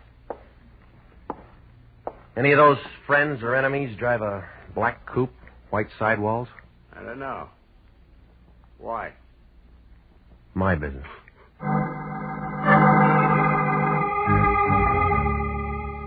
I left him sitting there. He looked as happy as a sword swallower with the hiccups. Well, I put the key in my coat pocket, but it felt hot, like a dynamite stick with a short fuse. If Big Ben had been holding it for so long, somebody else might want it. Maybe somebody who drove that black coupe. Well, I went out the back entrance, walked down an alley, and doubled over 5 blocks to Vermont. I stopped the cab, and I had him take me over to the Lyons place. It was 2:30 in the morning when he opened the front door. He was wrapped in a bathrobe big enough to keep all the silkworms working overtime. What do you want, Regan? Information. You been drinking? I've been working. What kind of work? Well, I got a key. That all? That's what they say. Who's they? A con named Bender. Ben Bender? That's right. I thought he was doing a long run up in Quentin. Well, he's out now. Where does Dora King fit? Taxi service. She took me to Bender. He gave me the key. Let me see it. All right, here. Safety deposit box. That's right. Nursemaid to a hunk of metal until tomorrow at 10. What then? Well, I meet him at the American Security Bank and turn it over to him. Well, do it. Now, look, Big Shot, this key's hot. What makes it hot? Whatever's in that box. What's that? How should I know? Find out. You got the key. You got the client. Now, just a minute. Somebody waves a greenback at you and you think it's a rainbow. That's enough. Oh, stop it, will you? It's another bum client and you know it. Let me worry about that. If Ben held that key for 7 years and won't hold it now, he's scared. What's he gonna be scared of? Somebody else who wants in on the So play. what? I'm holding the key. That makes me the clay pigeon. You're getting paid for it. Just be there tomorrow at 10. Alive.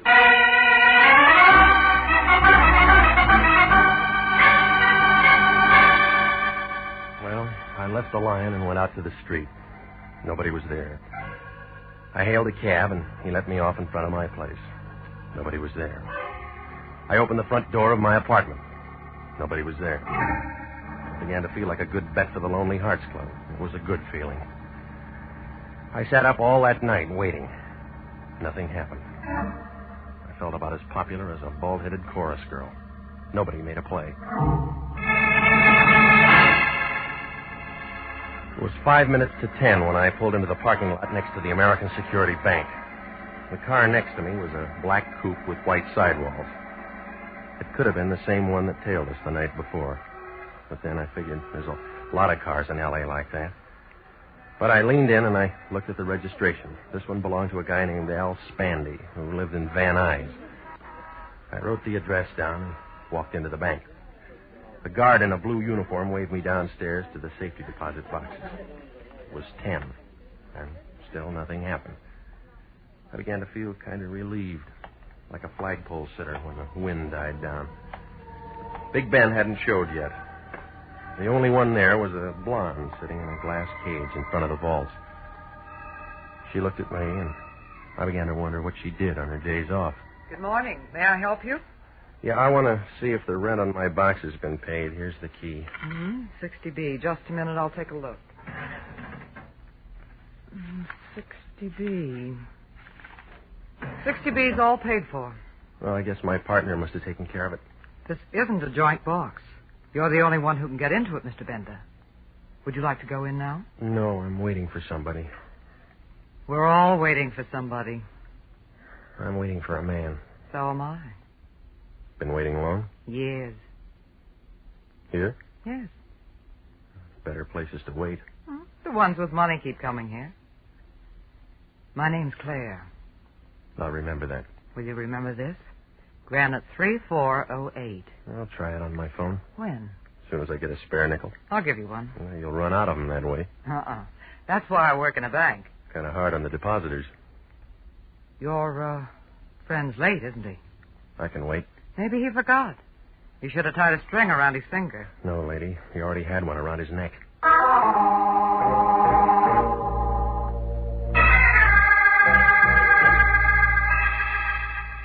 Well, she went back to copping nickels, and I sat down in one of the plush chairs and waited. 10:30 came, 11 came, Benda didn't. I began to get an uneasy feeling, like a bubble dancer with a slow leak. At 11:10, I couldn't take any more waiting, so I left to head for Benda's place. Outside the bank, a thin guy with a sharp head was hawking papers. I slipped him the nickel that the blonde had given me, and he handed me a Daily News. I wanted to see what a horse named Larry R. had done at Belmont, but I didn't get beyond the first page. Benda's picture was there, right next to Governor Dewey's, only Ben wasn't running for office. They found him in his room full of bullet holes. I guess he finally got a cure for that cough. I took my car out of the lot and headed for home. I mixed myself a tall one, and I was just getting to the bottom of it when a couple of guys kicked my door open. Regan? Yeah. I'm Lieutenant Anderson, homicide. This is Sergeant Pinelli. Hi. Don't you guys believe in knocking? My knuckles are sore. Nice stuff. Well, help yourself. It's out in the kitchen. Don't drink on the job. Pinelli? Me neither. You boys should have told me you were coming. I'd have called some girls. Not on the job. Pinelli? I got a wife. All right, Regan, find your hat. What for? Well, you want to look nice. We're going downtown, you and me and Pete. Right, Pete? Right, Andy. No, it's too hot there. We thought of that. We'll give you a nice, cool place, won't we, Pete? Sure will, Andy. You got a warrant? No, we just figured you might want to tell us why you did it. Did what? Tell him, Pete. Knock off Ben Bender and burn his feet. You're out of your mind. Regan, we know you saw Bender last night. We know you got out of a car on the corner and walked up to his place. We know you were the last one to see him while he was still alive. You got a witness? Pretty one. A girl told us. Oh, you're trying real hard, Anderson, but you haven't got anything. If you were the last one to see him alive, you're the first one to see him dead. That's how we figured. Did you figure on a guy named Al Spandy who drives a black coupe? I never heard of him. And how about a dozen other hoods who knew Bender? Now you're trying hard, Regan. You haven't even got a foundation. We got the whole building. It'll never stand up. We'll see. All right, you tell me why I did it. You private eyes get folders on bank jobs. I get them from Charles Atlas, too. Bender was in on an $80,000 heist 8 years ago. He went up for carrying a concealed weapon, but the money was never found. You know that the Imperial Bonding Company's offering $5,000 for the recovery of that dough. A lion. Don't make any dates tonight. You're not going to be available. All right. The lion will tell you I was working on a case when I saw Bender. Oh, we already talked to the lion. Well, what did he say? He says he hasn't seen you for 5 days. You are listening to the story of the man with the key, tonight's adventure with Jeff Regan, Investigator.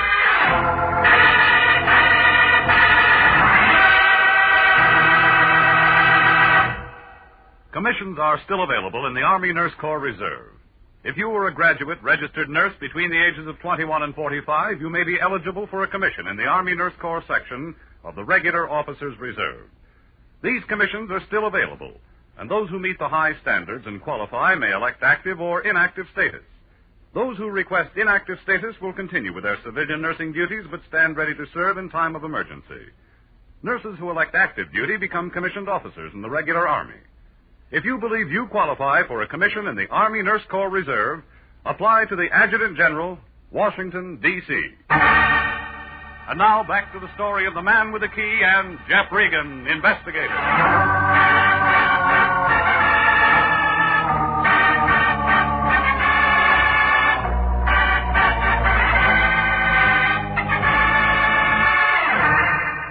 Well, I had about as much chance as a violin player with no chin. Anderson and Pinelli took me down and locked me in one of the rooms upstairs. They didn't ask any questions. I guess they figured they had enough answers. Oh, it was a real nice fix. A dame named Dora King takes me to a con named Ben Bender. He slips me a hot key and says, meet him in a bank at 10. I'm there on time, getting the phone number of a blonde named Claire, only Ben doesn't show. Somebody burns his feet and fogs him before he can keep the date. And then there's that black coupe registered to a question mark named Al Spandy. And then the Lion deals one from the bottom. Oh, it was a screwy picture, and I was right in the middle of the frame. Well, I spent the next 4 hours taking in some free entertainment from the drunk in the next cell.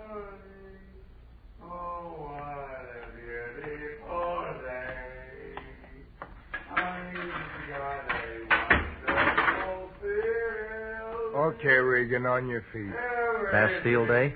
You're sprung. Well, I was getting tired of the floor show anyway.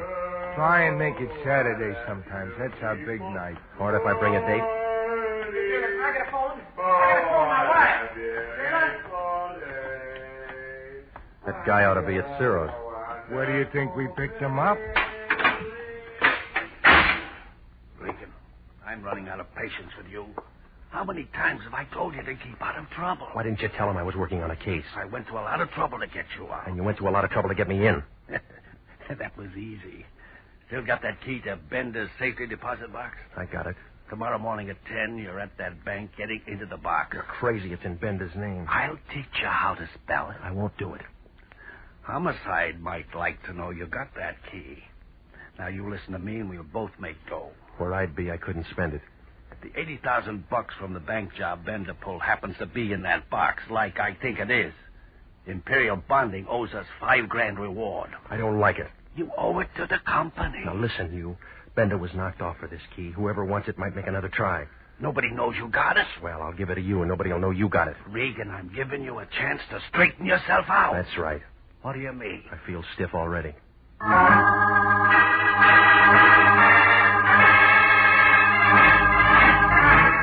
Well, it was a triple play. Homicide to the Lion to the black coupe. I went home to wash off some of the jailhouse Lysol. When I walked in the front door, I had company. A gray flannel suit with a yellow tie was sitting on the edge of my bed. Both hands were full. The whiskey was mine. The gun was his. When he saw me, he set down the bottle and walked over and put the gun right against my neck. It felt cold, and I got kind of nervous, like a hula dancer in a forest fire. Hiya, Regan. Been waiting for you. You like my liquor? I'm a rye drinker myself. Well, bring your own next time. That ain't being sociable. You weren't invited. How could I have been? You don't even know me. You're Al Spandy. You drive a black coupe. What'd I have for breakfast? Egg, and it's all over your tie. You look hot, Regan. You have to hold that gun there? Right there. Same one you used on Bender? The same. All right, now, gimme, Regan. I told you, I don't have any rye. Where's the key? I don't use one. My door's always open. I'm talking about that key you got from Bender. I don't have it. Do you hear any music? Yeah, but I'll sit the next one out. No, you won't. This is a men's cheat. I'll step on your toes. I don't mind. It's a polka, and I want to do it with you.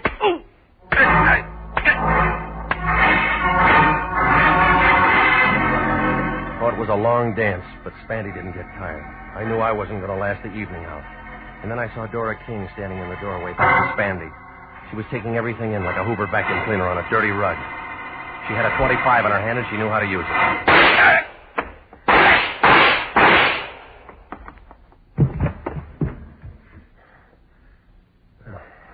Thanks for cutting in, lady. I had to do it. He was killing you. Yeah, I'll take the gun, huh? You know I'd have to do it. Yeah. Here.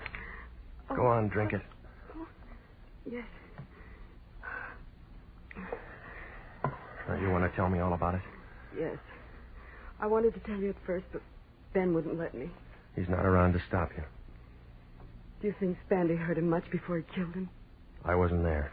He was sick. He couldn't have taken much. Why'd you tip the cops on me? I thought you might have done it. Now I know different. Tell that to homicide. I will. You better. Spandy can't. He's dead? That's right. You still don't trust me. No, I don't. I couldn't help myself once the gun went off. Big Ben was my father. Yeah? He didn't want anyone to know. All he wanted was to give me a break. Why'd he hire me? He was afraid. Yeah, that's what he said. Regan, Yeah? may I have the key? I haven't got it. You can get it. Maybe. You know what's in that box? I think so. Or why don't I turn it over to the police? That's my job. Like I told you. I'm Big Ben's daughter. Yeah, lady. You convinced Spandy.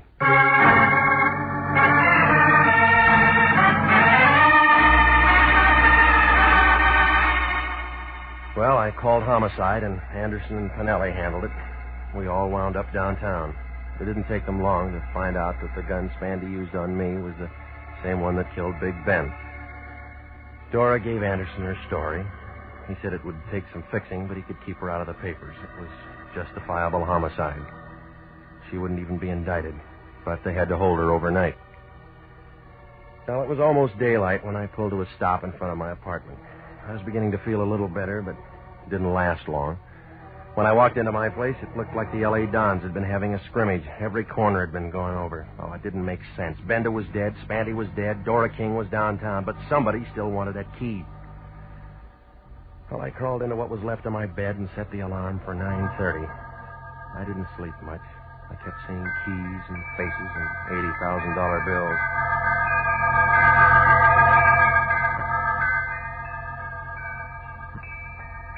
Ten o'clock the next morning, Dragnet 3408 was still sitting behind the same desk near the same safety deposit vault. She gave me the same look. I waited for you to call last night. I spent the nickel. On a doctor? I'd like to get into my box. All right, Mr. Bender, sign here. All right. There you are.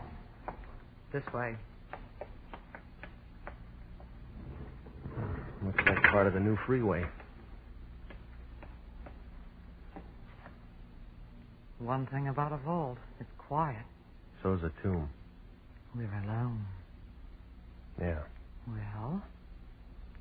All right, Sunshine, open your eyes. My box number is 60B. That can wait. I can't. Easy, baby. You'll set off the alarm. You and I can make a great team, Bender. Now, you know my name's not Bender. What is it? Regan. You and I can make a great team, Regan. Is that what you told Al Spandy?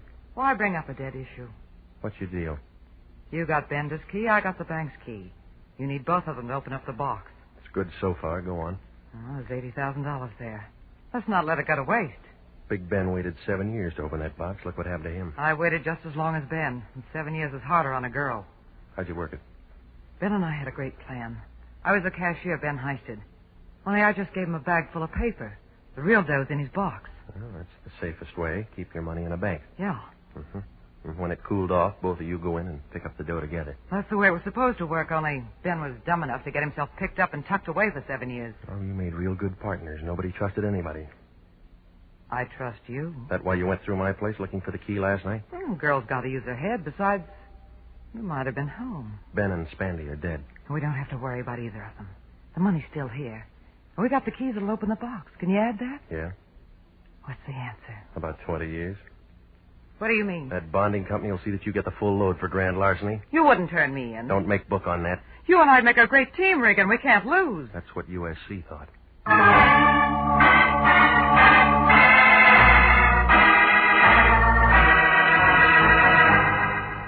Well, I called Anderson and Pinelli, and they came out and picked her up. I rode down as far as the office with them. That wrapped it up. When I told the Lion what had happened, he was as happy as a college boy in a harem. He got on the phone right away and called up Imperial Bonding, told him to make out that reward check for 5 G's to Anthony J. Lyon. But he was real good about it. He took me for a ride in his new Nash convertible. Well, I guess he deserved it. He was really the patsy that had done all the heavy work ever since he bailed me out of jail. Because that's when I slipped Bender's key in his pocket.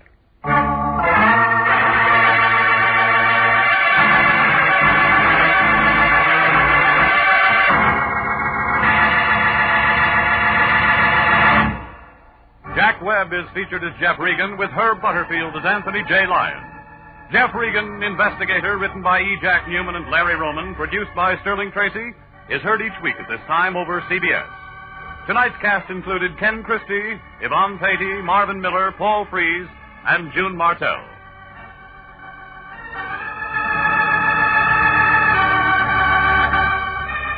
If you are a graduate registered nurse, please listen carefully to this important message.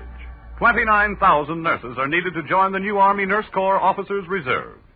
All nurses who receive reserve commissions will benefit from the opportunity for specialized training offered to them by the Army. Inactive reserve status will not interfere with the nurse's civilian life, but the educational opportunities offered her by the Army Medical Department will be of great advantage. For further information, drop a card to the Adjutant General, Washington, D.C.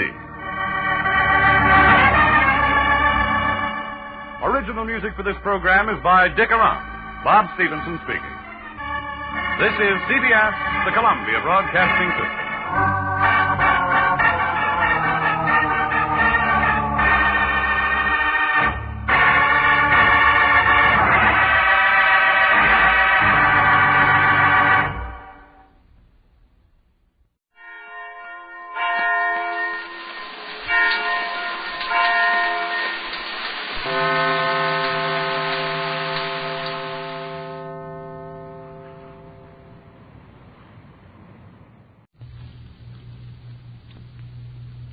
Ladies and gentlemen, this program is for you, not your children. The subject is of vital importance to you as parents. This is the story of a vicious man.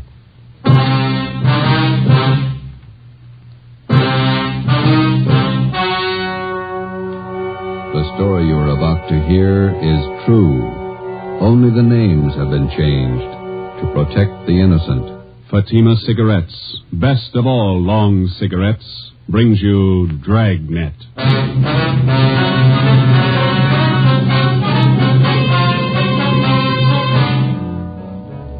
You're a detective sergeant. You're assigned to homicide detail. 2 small girls are reported missing. Somewhere between their homes and the neighborhood grocery store, they dropped from sight. Your job, find them. If you want a long cigarette, smoke the best of all long cigarettes. Smoke Fatima. Fatima is the long cigarette which contains the finest Turkish and domestic tobaccos superbly blended to make Fatima extra mild. And that's why Fatima has a much different, much better flavor and aroma than any other long cigarette. That's why Fatima has more than doubled its smokers coast to coast. So, if you want a long cigarette, smoke the best of all long cigarettes. Smoke Fatima. Dragnet, the documented drama of an actual crime. For the next 30 minutes, in cooperation with the Los Angeles Police Department, you will travel step by step on the side of the law through an actual case from official police files. From beginning to end, from crime to punishment, Dragnet is the story of your police force in action. It was Monday, October 27th. It was cloudy in Los Angeles. We were working the night watch out of homicide detail. My partner's Ben Romero. The boss is Thad Brown, chief detective. My name's Friday. We were on the way out from Central Division. It was 16 minutes past 8 p.m. when we got to South Peoria Street. Number 267. Sure gloomy out. Yeah, it's sultry. Looks like we're in for some rain. Yes, sir? Police officers. Is Lieutenant Barker here? Yes, you want to come in? Thank you. This is Sergeant Romero. I'm Sergeant Friday, Central Homicide. How are you? My name's Claude Jimmerson. Lieutenant Barker's in here on the phone. Hi, Captain. Yeah, I'll let you know. Hey, Romero, Friday? How's it going, Lieutenant? Not good. You met Mr. Jimmerson? Oh, sure. Sit down, gentlemen. Would you like some coffee? I can have the No, wife make thanks. some. No, thank you. We didn't want to bother the girl's parents any more than we had to. Jimmerson here is one of the neighbors. He's been nice enough to let us use his phone. The kids disappeared about 4 this afternoon, is that right? At 3:45. Got out a local broadcast on him. Here's a missing report. Thank you, John. Thelma Griswold, age 11. Barbara Sperry, 7-year-old. You talked to both families? Yeah.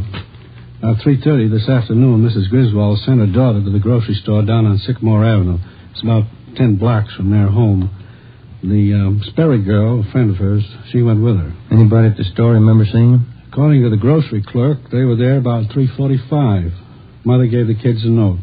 She bought a loaf of white bread, a half pound of bacon, a dozen oranges. Yeah. That's right, Sergeant. I hope nothing's happened to the kids. We've been neighbors to the Griswolds for years.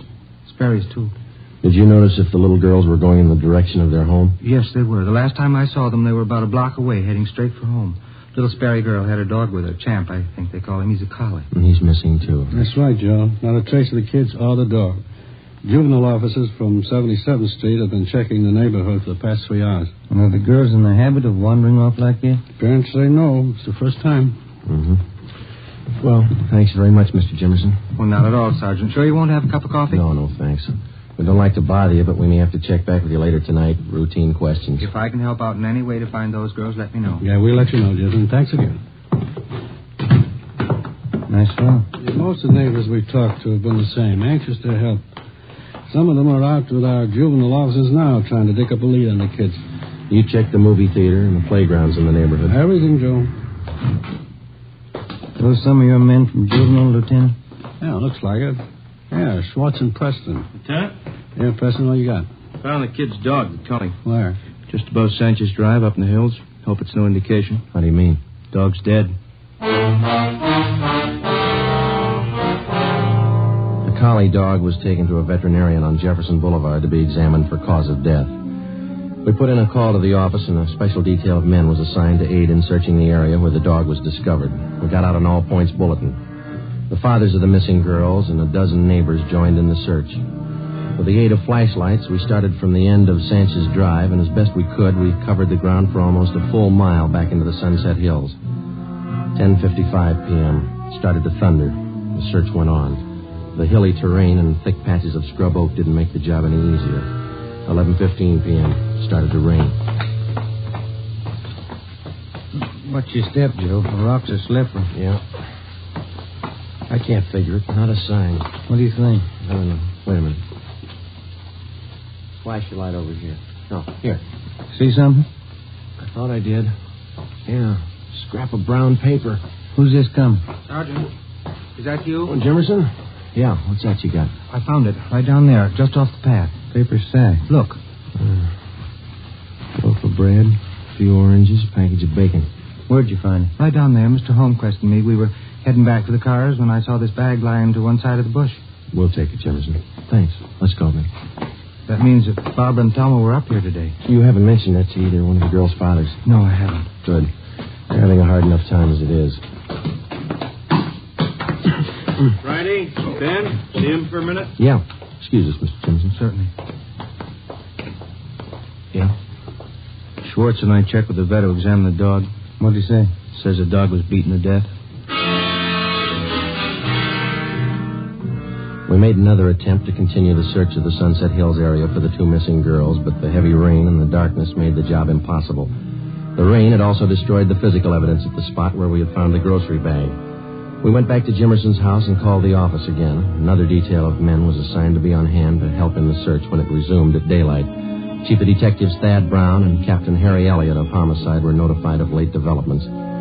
At 25 minutes past midnight, we started to retrace the steps of the two missing girls from the time they left their homes at 3:30 the afternoon before. We covered every foot of ground along the route which the girls reportedly took on their way to the grocery store. We got the grocery clerk out of bed and interviewed him again. We talked with two elderly ladies in the neighborhood who said that they had seen the missing children between 3 and 4 p.m. the previous afternoon. They could add nothing to what Jimmerson had already told us. 3:30 a.m. It was still raining hard. We drove back to South Peoria Street and sat in the car. The lights were still burning in the homes of the missing youngsters, the Griswolds and the Sperrys. Jimmerson asked us in for coffee again. This time we accepted. We went in and sat around the kitchen table. Glenn Chandler and Stendhal from Homicide, Lieutenant Barker, Ben, and myself.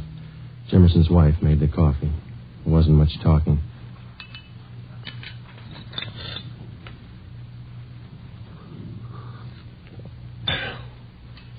You want more coffee? Oh, yeah. Well, thank you, Miss Jimmerson.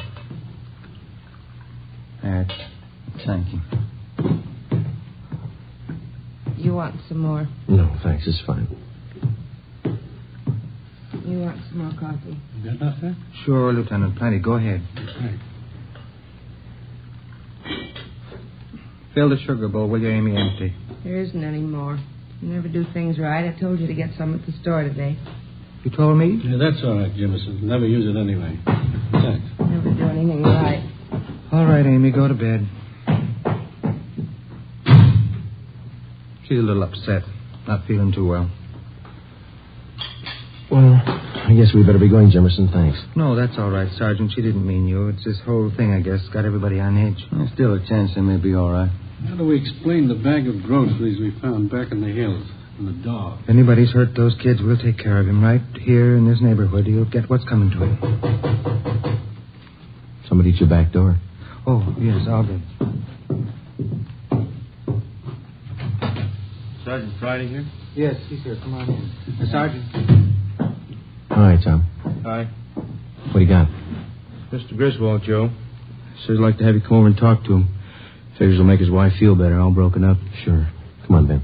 We'll be over at the Griswolds, Lieutenant. All right.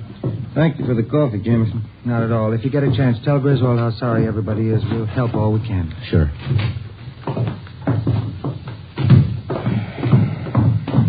Bad night. Yeah.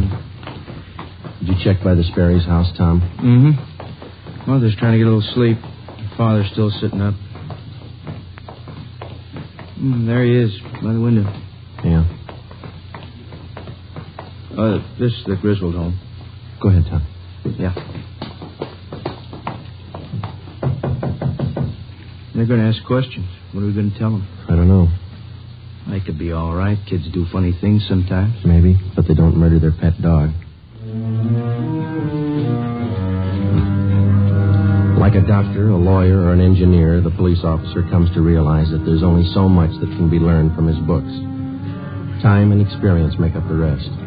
The police manual contains no stock answers for the grieving wife who has just lost a husband in an auto accident. No firm but polite reply to the belligerent motorist handed a traffic tag.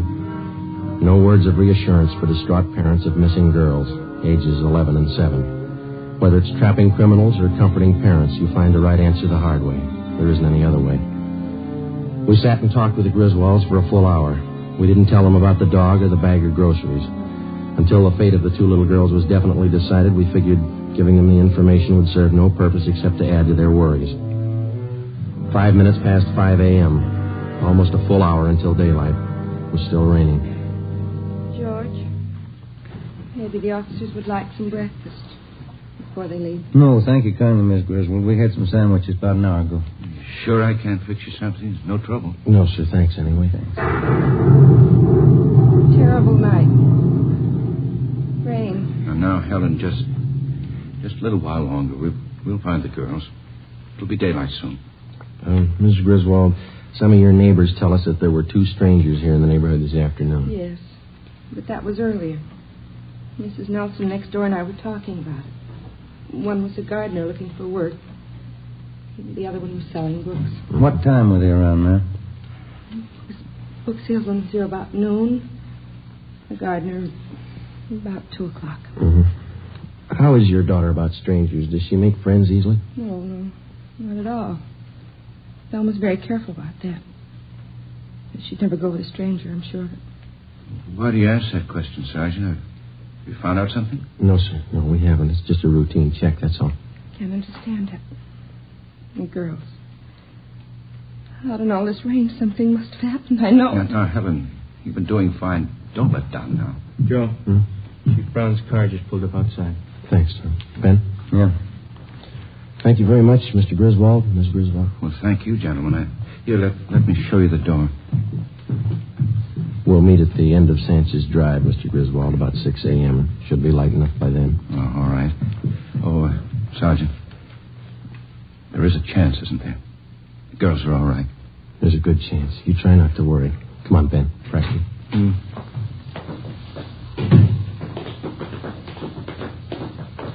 Tom, you want to check with Barker again and see if any of his men have a line on the 2 men here in the neighborhood yet? Right.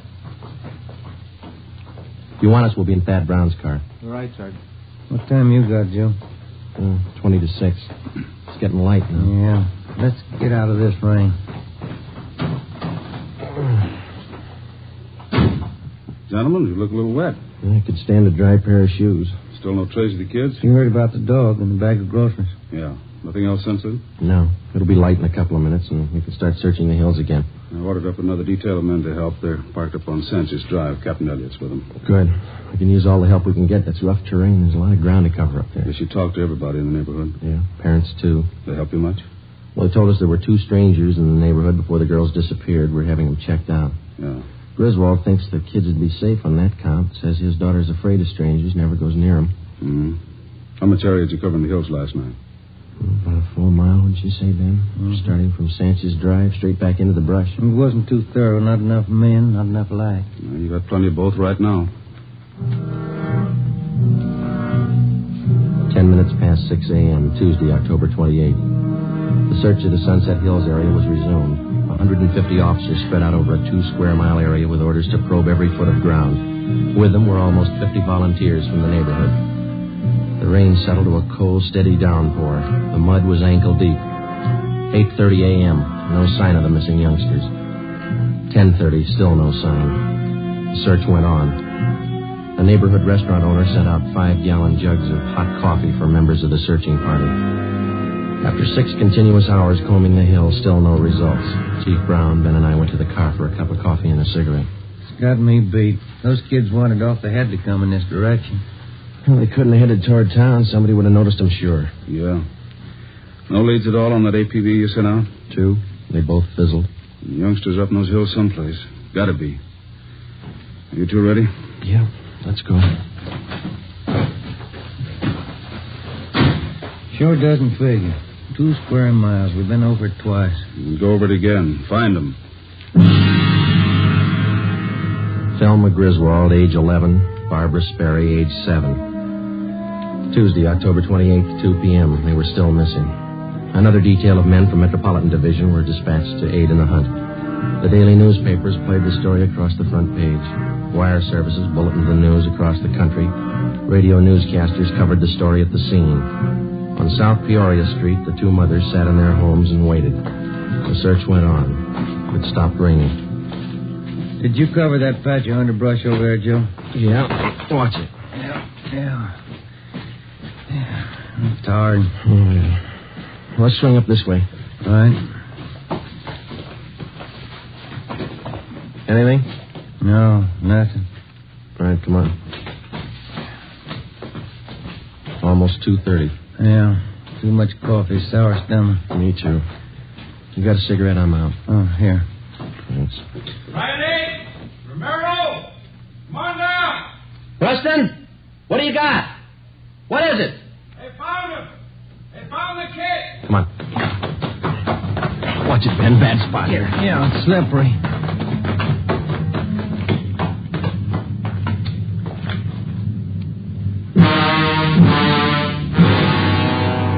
Thelma Griswold had brown hair and brown eyes. About 4 feet 6 inches tall. She had a bunch of wildflowers in her hands. Barbara Sperry had blonde hair and blue eyes. She held a bunch of wildflowers, too. Friday? Chief? Who found them? Jimmerson, some of the neighbors. Oh. Dear God. Preston. Yes, sir? Get something, cover him up. Yes, sir. Come on. Yeah. Been a cop 32 years and never seen anything like that. I hope I never do again. Must have been a maniac. Had to be. The lowest kind, depraved. Anybody call the crime lab? Yeah, the area's been cleared. Family's been notified? Not yet. I'll have to tell them. Do you want to come along? No, that wouldn't be any good. 2 lives, what can you say? Whoever did it ran up a big bill. They're going to pay it.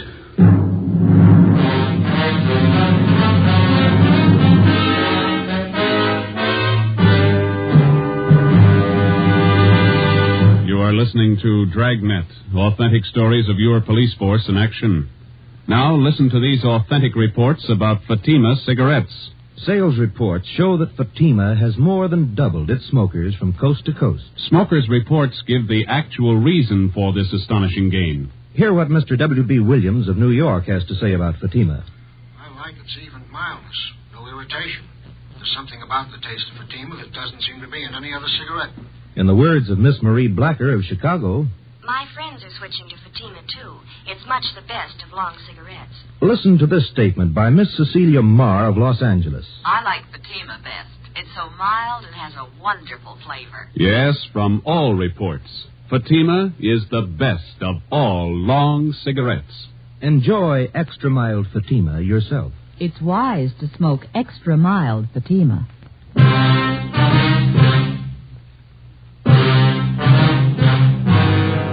5 minutes after the bodies were discovered, the hunt for the psychopathic killer was underway. Lee Jones and his crew from the crime lab arrived and took pictures of everything that could possibly have a bearing on the crime. Physical evidence was hard to find. The heavy rain had destroyed any possible chance there might have been of finding footprints. When the crew from the crime lab was finished, the coroner arrived and took the bodies to the county morgue for autopsy. An immediate roundup of all known sexual psychopaths in the area was ordered. They were taken into homicide for questioning. So were the people from the South Peoria Street neighborhood whom we had talked with previously. The questioning went on all through the night. Together with a half a dozen officers from homicide detail, we narrowed down the field. Wednesday, October 29th, 7 a.m. We checked in with Chief of Detectives Thad Brown. Gentlemen, you must be tired. Got a few hours sleep last night. Could use a few more. Sorry, we have to keep moving on this. Did you see the papers this morning? Yeah, they're like everybody else, crying too late. Someday people are going to learn you don't fool with these degenerates. You take precautions or you get the consequences. There's no in between. There's usual talk going around town. It's supposed to be all our fault, letting the psychos run loose. We don't make the laws, we enforce them. Till we get something to work with, laws with teeth in them, these atrocities are going to go on. Nobody seems to care. We pick them up, they serve a few days, pay a fine, and they waltz out of here. Nobody cares. Sure, pity them, don't cure them. Nature played a trick on them. Feel sorry for them until they kill a kid. It's not a firm law to cover them as they are. We have to wait till they murder somebody. We got a better law for mad dogs. We don't let them run loose till they bite somebody. Those two little girls ought to prove something. How's the parents making out? What you might expect. Shocked, hysterics. Excuse me. Brown speaking. Who? Send him in. Chandler, they finished questioning that bunch we brought in yesterday. Oh, Chief. Ben, Joe? How many possibles, Glenn? None. 4 we had left established airtight alibis. We checked their registrations, gave them their releases. Where does that leave us? We start from scratch. I don't think so, Chief. You got a hunch? A little better than that, Joe. I'm sold. What do you mean? You said the parents told you the little girls were afraid of strangers, wouldn't go near them. Yeah, that's right. We got the same reactions from some of the neighbors we talked to the day before yesterday. Yeah? Now we find out that all the known psychos in the area are clear, perfect alibis. Well, you figure the killer couldn't have been a stranger to the little girls. That's right. There were only 2 strangers in the whole neighborhood the day the girls disappeared, the gardener and the salesman. And both of them have been checked and cleared. Mm-hmm. As far as we know, the little girls wouldn't have gone that far up in the hills alone of their own accord, and they wouldn't have gone with a stranger. They had to be lured there and by someone they knew. Any ideas? Could have been one of the neighbors. No, we checked every possible out there, Glenn. We questioned them a half a dozen times. So have I. There's one that might fit. Who's that? Claude Jimmerson. Glenn Chandler had been a veteran homicide officer before Ben or I joined the department. He was tall, quiet, and reserved. He had a good reason for everything he did, for everything he thought. The 3 of us sat down and tried to put the pieces together. Number 1, Chandler uncovered a point that Ben and I had missed completely. Jimmerson and his wife were not close friends of either the Sperry family or the Griswolds. For a near stranger, he showed an extraordinary interest in the welfare of the children after they disappeared. Number 2, Ben and I discovered that Jimmerson's wife had an 8-year-old boy by a previous marriage. The child did not live with them. Mrs. Jimmerson told Chandler that her husband had been cruel to the boy. She refused to elaborate. Number 3, Jimmerson was the last person to see the children alive. Number 4, the bodies of the children had been well hidden in the underbrush. Jimmerson found them. Number 5, Jimmerson had bent over backwards to make friends with the investigating officers right from the start. As any veteran officer can tell you, that's not the usual attitude. At 8:30 a.m., Chandler, Ben, and I left the office. We spent the day digging back 15 years into Jimmerson's life. We got back to the office just after midnight. Thursday, October 30th, 10 a.m. We checked in. Okay, Joe, all ready. Thanks. Come on, Ben. Yeah.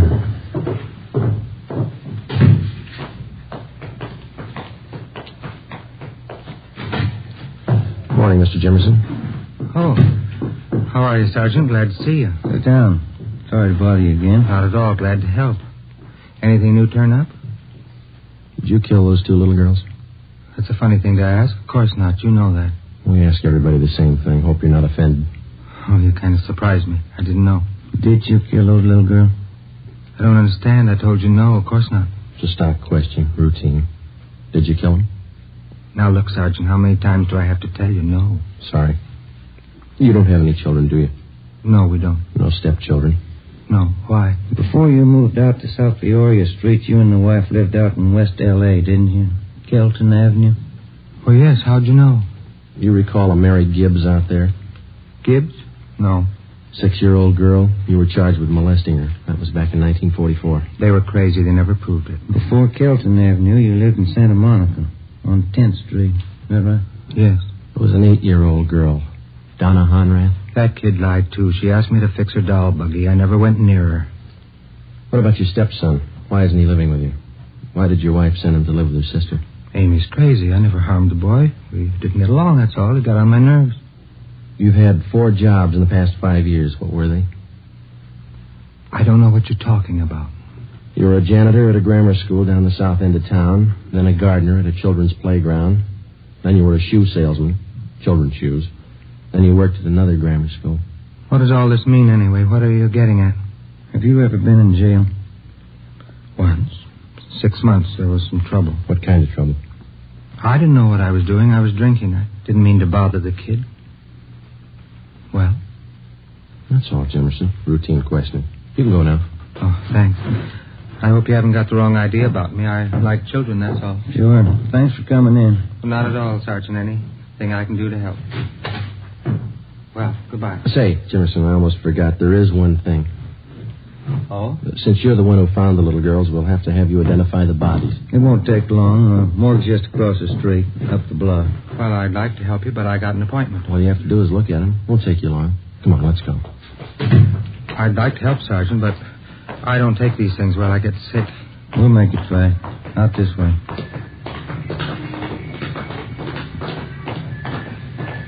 It's raining again. I'm sorry, Sergeant. I don't think I'd better go. Just identify them, that's all. Won't take a minute. Maybe if we had a drink before we went in. You can have one after. And watch it. There's heavy traffic. Yeah, lights change. We'll have to wait. I need a drink. I can't go in that place without a drink. You'll be all right. Okay, let's go. Morgue's up this way. I can't look at him. I get sick. Don't make me. Nothing to it. You'll see. Here we are. We went down the driveway. It's a shortcut.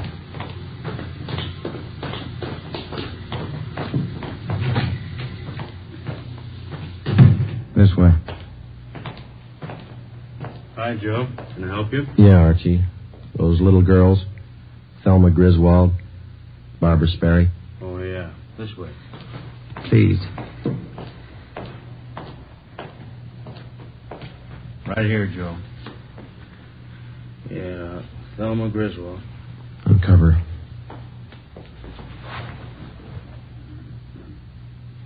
Jimmerson? Yeah. Thelma.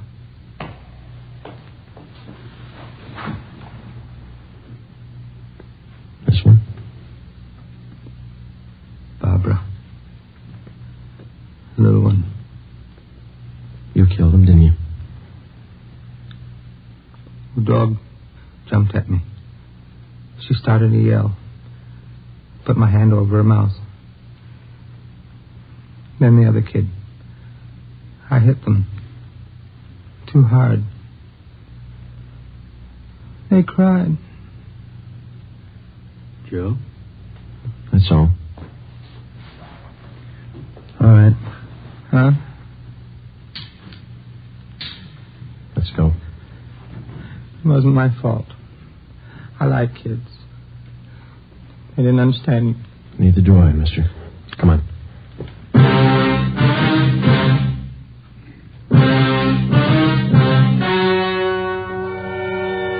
story you have just heard was true.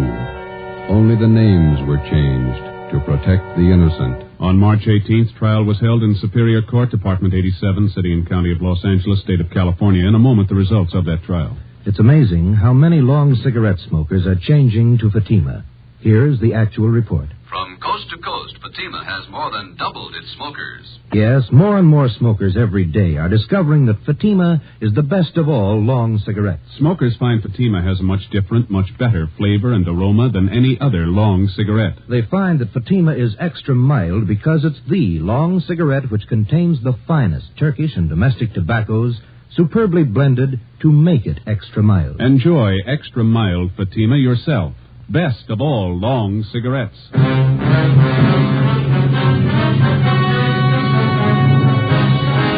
Claude Jimmerson was tried and convicted of murder in the first degree. On April 23rd at 10 a.m., he was executed in the lethal gas chamber at the state penitentiary. You have just heard Dragnet, a series of authentic cases from official files. Technical advice for Dragnet comes from the Office of Chief of Police W.A. Wharton. You're tuned for the stars on NBC.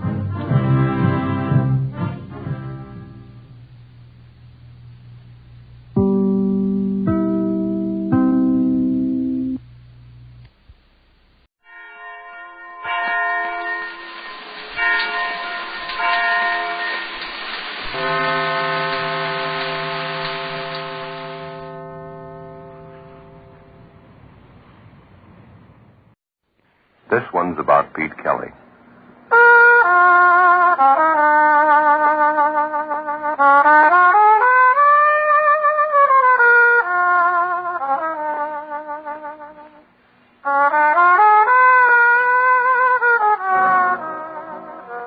It's about the world he goes around in. It's about the big music and the big troubles and the big 20s. So when they ask you, tell them this one's about the blues. Pete Kelly's blues. Pete Kelly's Blues, starring Jack Webb, with story by Jim Moser and music by Dick Cathcart.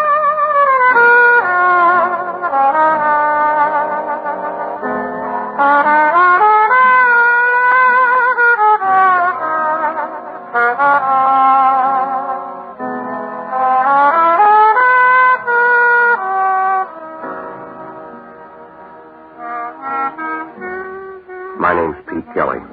I play cornet. You'll find us at 417 Cherry Street, Kansas City. It's a standard speakeasy. We got 35 cases of cut whiskey and a 7-piece band. We start every night at 10 and we play till 6 in the morning. It's not much, but the contract runs out in June 1924. After that, there's a place in South Chicago that may take us. In the meantime, we're working here on Cherry Street. The lease is made out to George Lupo. His brother gave it to him after the funeral. The kind of music we play started out as a backroom exercise in a little swamp stop called Myrtle Grove. La Rocca took his Dixieland band to Reisenweber's in New York. We got as far as Kansas City.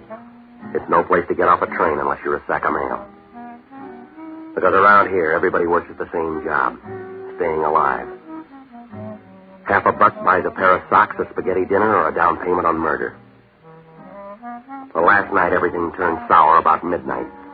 The town was down on its hands and knees trying to crawl through one of those Kansas City hot spells that blast by every third day. It was heat and headaches all the way. Our drummer, Nick, was dragging the beat, and I went bad 12 bars in on the Memphis Blues. Well, I figured we better cut the set short, so we started to fight our way through one chorus of Roses of Picardy.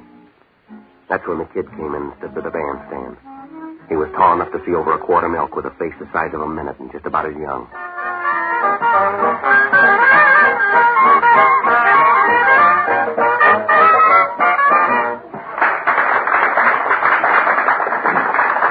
All right, let's get off for a while.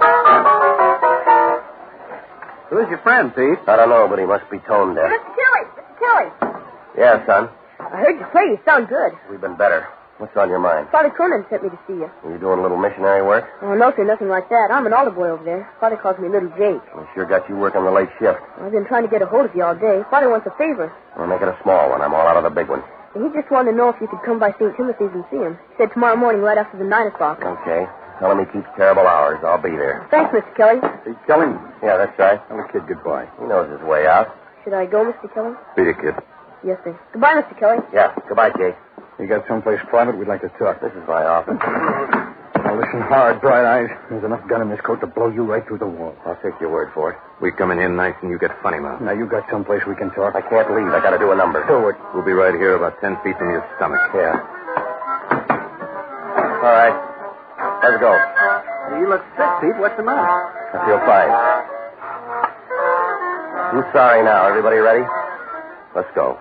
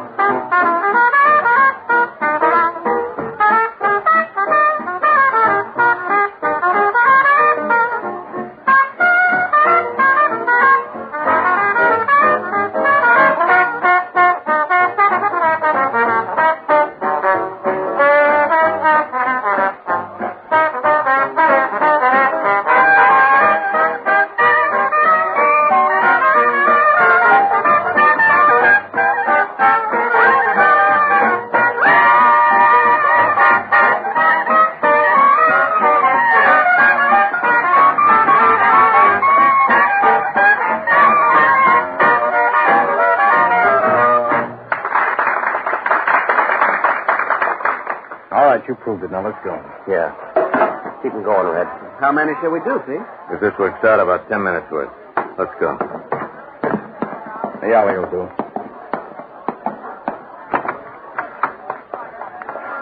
We need a favor, Kelly. Yeah, there's a run on them tonight. Give me the envelope, Dix. Yeah. You got an inside coat pocket, Kelly? Come on. Either throw or pass the dice. Hold him, Dix.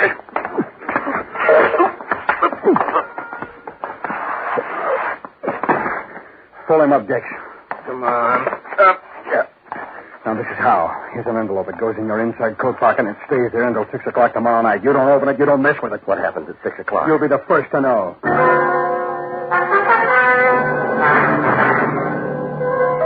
Well, I stood there in the alley and watched them walk away. Inside, Lupo was blowing up a storm. Something about paying for a 7-piece band and only having 6. Well, it wasn't worth trying to get back on the stand. I got a cab and went up to my room. I tried to get to sleep. It was no good. I got up. I was sick to my stomach. After that, I went to sleep. The next morning, I made a pass at some breakfast and tried to look through the sports page. Harry Heilman got 4 for 5 against the Red Sox, but that's all I read. That envelope had me. People have been taken out in alleys before, and they've been worked over, usually to get something away from them, not to give it to them. No matter how I tried to put it together, it wouldn't come out. Thin or fat, it wouldn't slice. I had the envelope, and I had to wait till 6 o'clock. Well, I gave up on the coffee, and I started over to see Father Cronin. It was a little after 9:30 when I started up the steps of St. Timothy's. I figured Mass was almost over, so I hung around in the vestibule for a couple of minutes, trying to look like a part-time bell ringer. Hi, Mr. Kelly. Hello, Jake. Father's back in the sacristy, Mr. Kelly. He said for me to show you the way. They move it? No, sir. All right, Jake. Show me the way.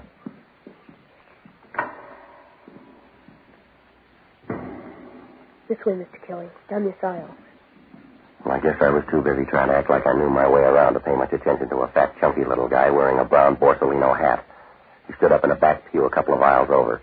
The church was empty except for the 3 of us. Little Jake found out about it just before I did. Mr. Kelly, that man back there. All right, mister. I'll take that envelope. Jake, get out. Mr. Kelly, look out! Look out!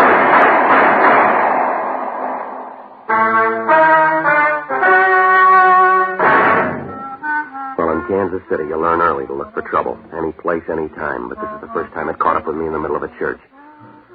The last 3 shots were a waste of money. Jake went down like young wheat in a hailstorm. When I grabbed for him, I hit my head on the base of a marble pillar.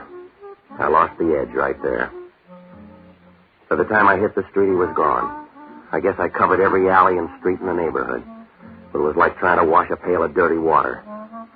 I don't know how much later it was when I stopped for a minute in an empty doorway and tried to remember what I was chasing.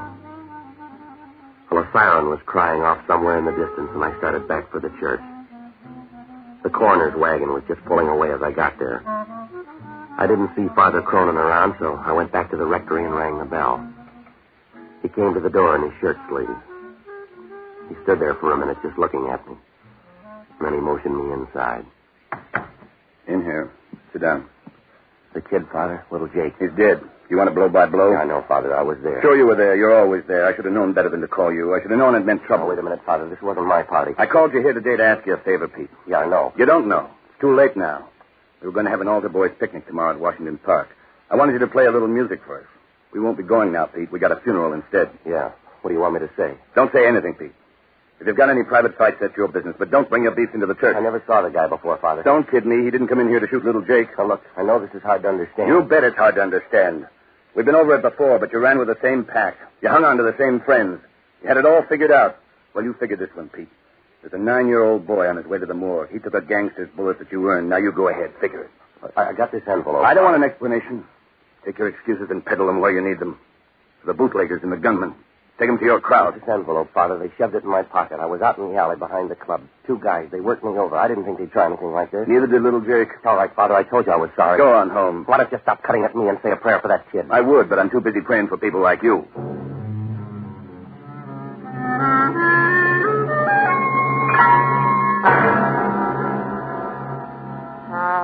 Well, you couldn't blame him.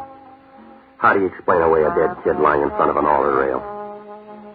All I could offer was a 2-cent envelope in my coat pocket and a wild night in an alley. I started to walk back to my room. I tried to paste up some kind of an answer, but I got nothing. I was halfway home when the last breeze left town and went someplace to cool off. My clothes were soaking wet, and I decided to take a cab the rest of the way. I reached in my pocket, and all I had was 23 cents, so I kept walking. Sunday morning's the same in any town. Empty streets and everybody home trading the comic section and living off a Saturday night. You could live here all your life, and on Sunday morning you just got in town. It was about noon when I got to my hotel. I went up to the 2nd floor and unlocked my door. They were sitting on the bed. Their coats were off, and they'd hung them on the back of a chair. The same 2 boys who'd given me the envelope last night. Got a real hot room here, Kelly. You ought to move off this cord. Yeah, next time I'll get twin beds. Is everything all right with that envelope? It made a murder, mister. You take it. Put it back in your pocket. Now get this, both of you. There's a lot of something wrong here. I've had my turn. You find yourself another fall guy. There's a lot of inside coat pockets in this town. Look for a new one. We like yours, and that's where it's going to stay. Now, you don't listen good. Me and Dex put it out last night, and you didn't pick up on it. We got you on board, and we'll tell you when to get off. 6 o'clock, boy. How long do you think this jag will last? Look, I'm cashing in. I've had enough. What were you doing this morning, trying to pray your way out? The priest wanted a favor. I got it, Lon. Yeah. Yeah, he's in. No, he's busy. Room 205. Sure, come on up. Benny. He went for it, huh? On his way up. We're going to stay a while, Kelly. Well, there's only 3 chairs. I'll make it easy for you. Stay put, mister. No, he's your friend. I'm checking out. First time you've been right.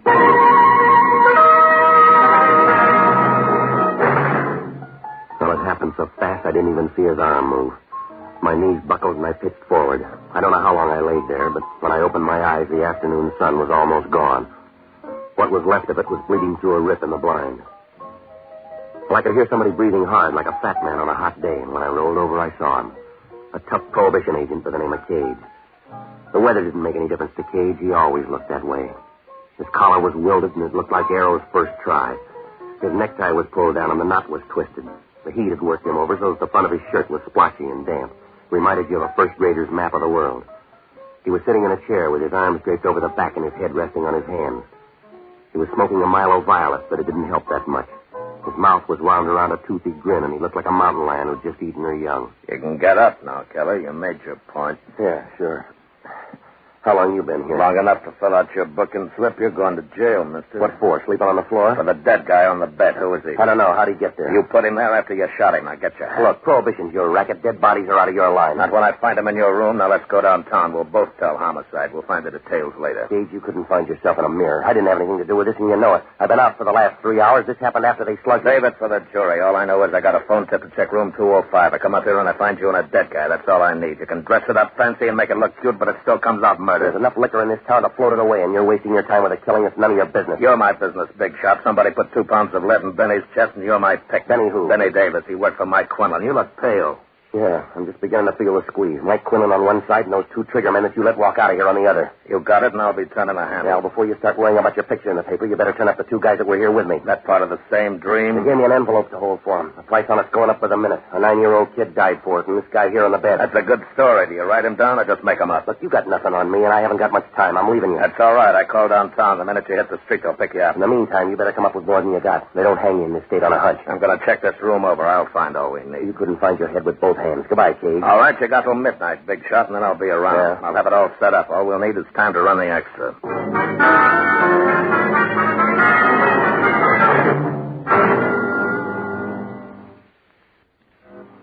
Well, I could have used a cold shower, but with Cage there, I didn't have the room to dry off. I went down the hall and headed down the back stairs. I figured even if Cage was right about calling downtown, I might have an edge if I moved fast enough. The sun was on the downgrade, but it didn't make any difference. It'd done a good job all day, and the heat was boiling up out of the ground. So if I was going to come out at all, I had to have some help. So I started to look for the only honest guy I know, an ex-bootlegger by the name of Barney Ricketts. The only bootlegger in the country that went broke in 1922. He drank himself out of business. I phoned 8 different places and tried 4. Nobody'd seen him. I was about ready to give up when I finally found him sitting in the middle of a bourbon fog in a little Spanish joint somewhere on the edge of the East Bottom. He was sitting at a back table trying his best to make time with a plaster bust of Queen Isabella. P.T., my boy, you're just in time. I'm not quite certain, but I think the young lady here has a friend. I got to talk to you, Barney. If you're any good at all with Spanish, now's the time. I was positive she'd loosen up on this second bottle of wine, but no, she's utterly uncharitable, and I think she's a picture of a perfect boy. Yeah, all right, Barney. To a member of the old Castilian school, there can be no excuse for the conduct she's exhibiting. Yeah. Why, do you know I was even good enough to buy her 3 rounds of Portuguese brandy? Imported, mind you. But what do I get for my pains? Not even a civil thank you. Listen to me, will you, Barney? I've been sitting here in the most gentlemanly fashion, sipping this delicate nectar and trying vainly to keep the party going. But does she help? No! I've talked to her about politics, medicine, literature, Keats, Byron, Shelley, Faith Baldwin. I've even talked about the weather. Barney, she's a statue. Oh, a simple oversight, Petey. It could happen to anyone. Now, look, I'm in trouble. Of course you're in trouble. You'll always be in trouble because you're a child of adversity, a son of scorn. The fate spit in your eye and you try to retaliate, but the wind's always blowing in the wrong direction. You're a lost leaf in the mortal storm, Petey. You're a pebble shaking a tiny fist at the mountain. You'd like to fight for some strange, fantastic cause, wouldn't you? But you can't find anybody your size. Men are too small and the gods are too big. Petey, you're lost. Are you all through now? Yes. What kind of trouble? A pair of bum murder raps. Somebody slugged me in my room, and I woke up with a dead guy. Dubious honor. You mentioned 2 murders. One of them was an altar boy over at St. Timothy's. The other guy worked for Mike Quinlan. The same Quinlan that controls most of the Canadian import here in town? Yeah, that's him. Time's short. Let's finish the brandy. 2 guys started all this at the club last night. Names are Ludd and Dex. Mean anything to you? This will all sound better with more brandy.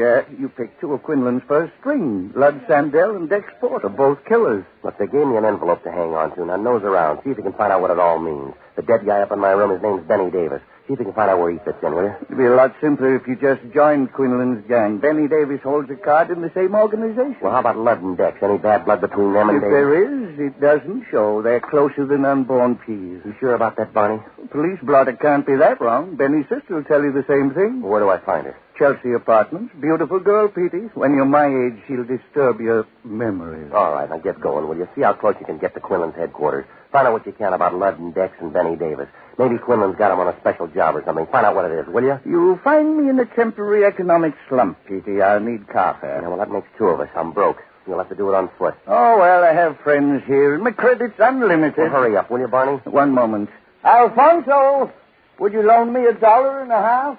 Come on, let's go. He's only bluffing. He won't shoot.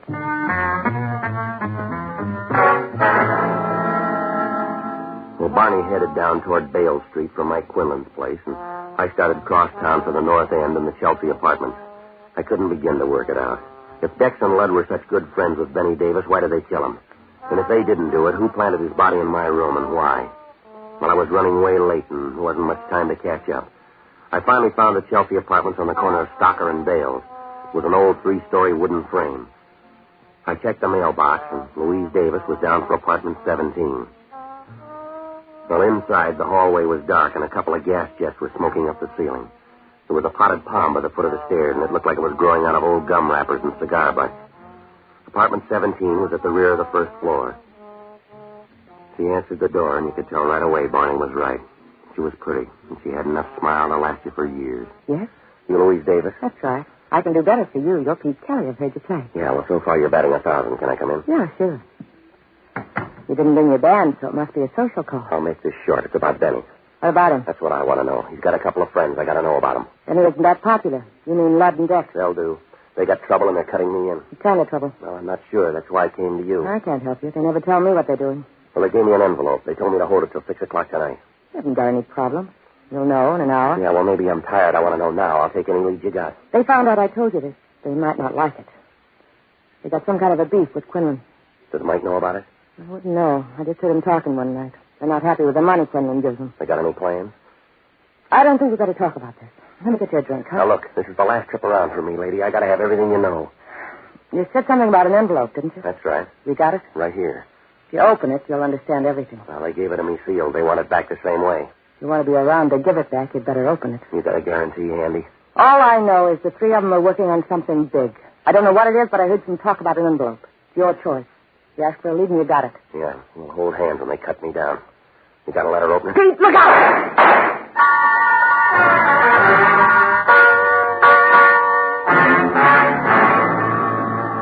Well, it all happened faster than a Mexican divorce. Louise Davis was dead before the echo left the room. Well, I got to the window, but whoever did the shooting was gone. I grabbed the envelope, and on my way out, I took another look at her.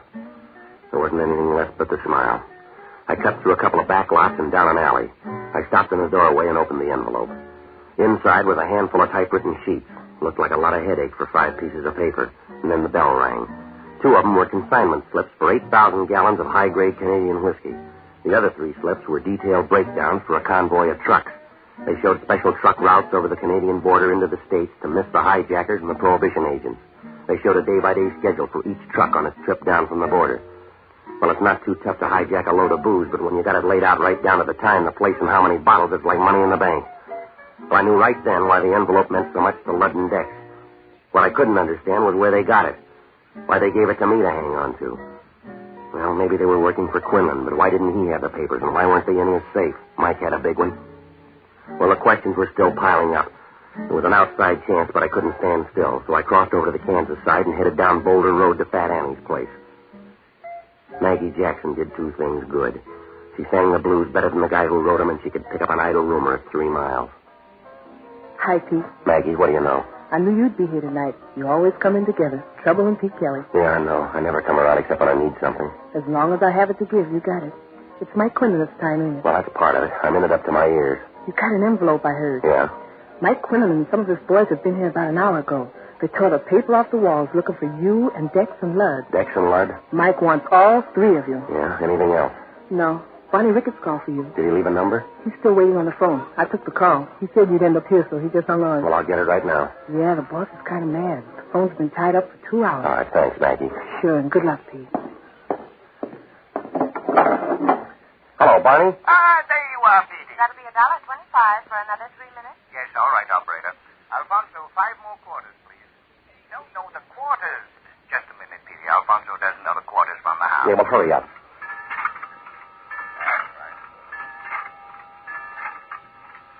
Thank you. Now then, Pete. No, Alfonso, no more money for the moment. What's going on, Barney? Where are you? Fort Madison, Iowa.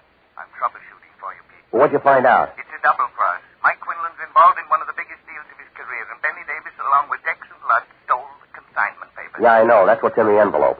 You better get them back to Quinlan. I understand he's been tearing up the town for him. Well, what do I do about Dex and Ludd? Yes, you might easily end up like Benny Davis. Seems Ludd and Dex didn't want to split it 3 ways, so they killed him. You sure about all this? That's why I'm up here in Iowa. I suggest that you No, I'll see you when you get back. It's been a gay, mad world, Petey. We drove 60 miles an hour all the way up here. Yeah? Alfonso's drunk. He thinks the phone's a slot machine. He's waiting for the payoff.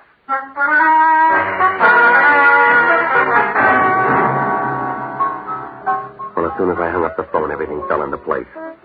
I had one big worry, to get back to the club and unload those papers before Quinlan caught up with me. Well, almost everything made sense now, except the killing of Louise Davis, Benny's sister. It was easy to see why they dropped Benny along the way, but why his sister? How did she tie in? Well, on the way back to town, I mulled over a couple of possibilities, and I figured maybe I came up with the answer. I started back for town, and it was rough all the way. I kept thinking any minute I'd bump into Mike Quinlan, and I couldn't be sure that I'd lost Dex and Ludd. It was almost dark by the time I got back to the club. The band was waiting around for the Sunday rehearsal. We ran through one number, and then things got cloudy. Now, Kelly. You're early, Dex. Close enough. No, not for me. You said 6 o'clock. Your horn's no match for this gun. Give me the envelope. 6 o'clock, Dex. All right. Let's try someday, sweetheart. Hand me that plunger, will you, Red? I'll give you the pickup.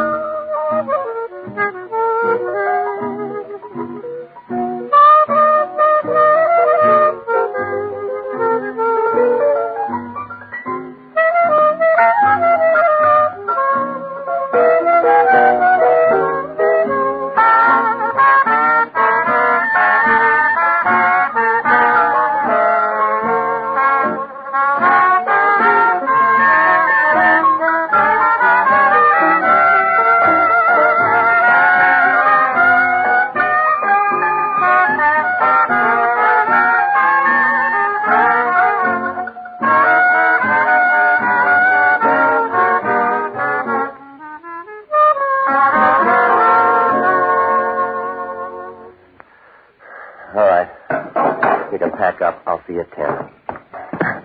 You gonna give me that envelope, or do I blow it out of your pocket? The same way you handled Louise Davis? I don't know what you're talking about. I think you do. You killed her and you killed her brother. You got it all figured out, haven't you, kid? The horn player's right, Dex. Don't turn around. You got it wrong, Lud. I don't think so. I never should have let you kill Benny. That should have been the tip-off, and that kid in the church and Benny's sister. You had to make the big try. It was for me and you, Lud. It won't wash. You're gonna die, Dex. Pick a spot to lay down. Not in the back, Lud. You'd give me a better chance than that. Would I? Look out, Lud! Like I said, Dex, pick a spot. Well, that wraps it up, Kelly. You better sit down, Lud. No, this'll do. It won't be a long wait. I don't mind standing. Suit yourself. 6 o'clock, Lud. Here's your envelope. Yeah. Thanks. Yeah.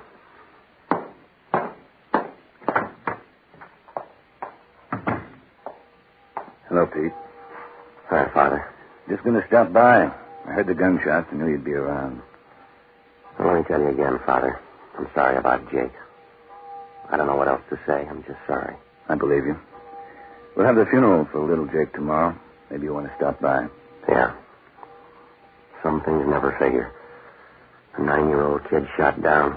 No reason for it. None in the world. 9-year-old kid. It's done, Pete.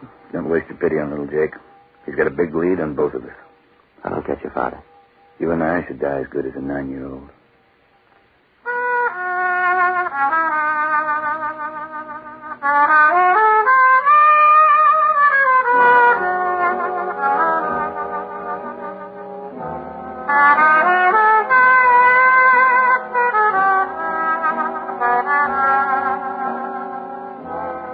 Pete Kelly's Blues, starring Jack Webb, with story by Jim Moser, and music by Dick Cathcart. Scoring by Matty Matlock.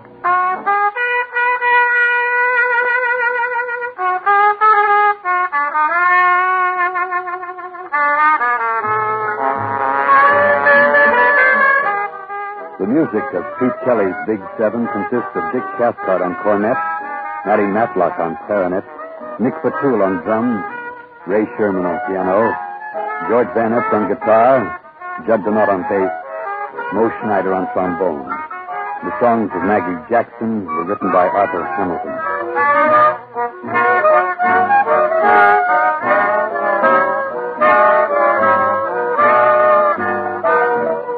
Pete Kelly's Blues is a presentation of the United States Armed Forces Radio Service.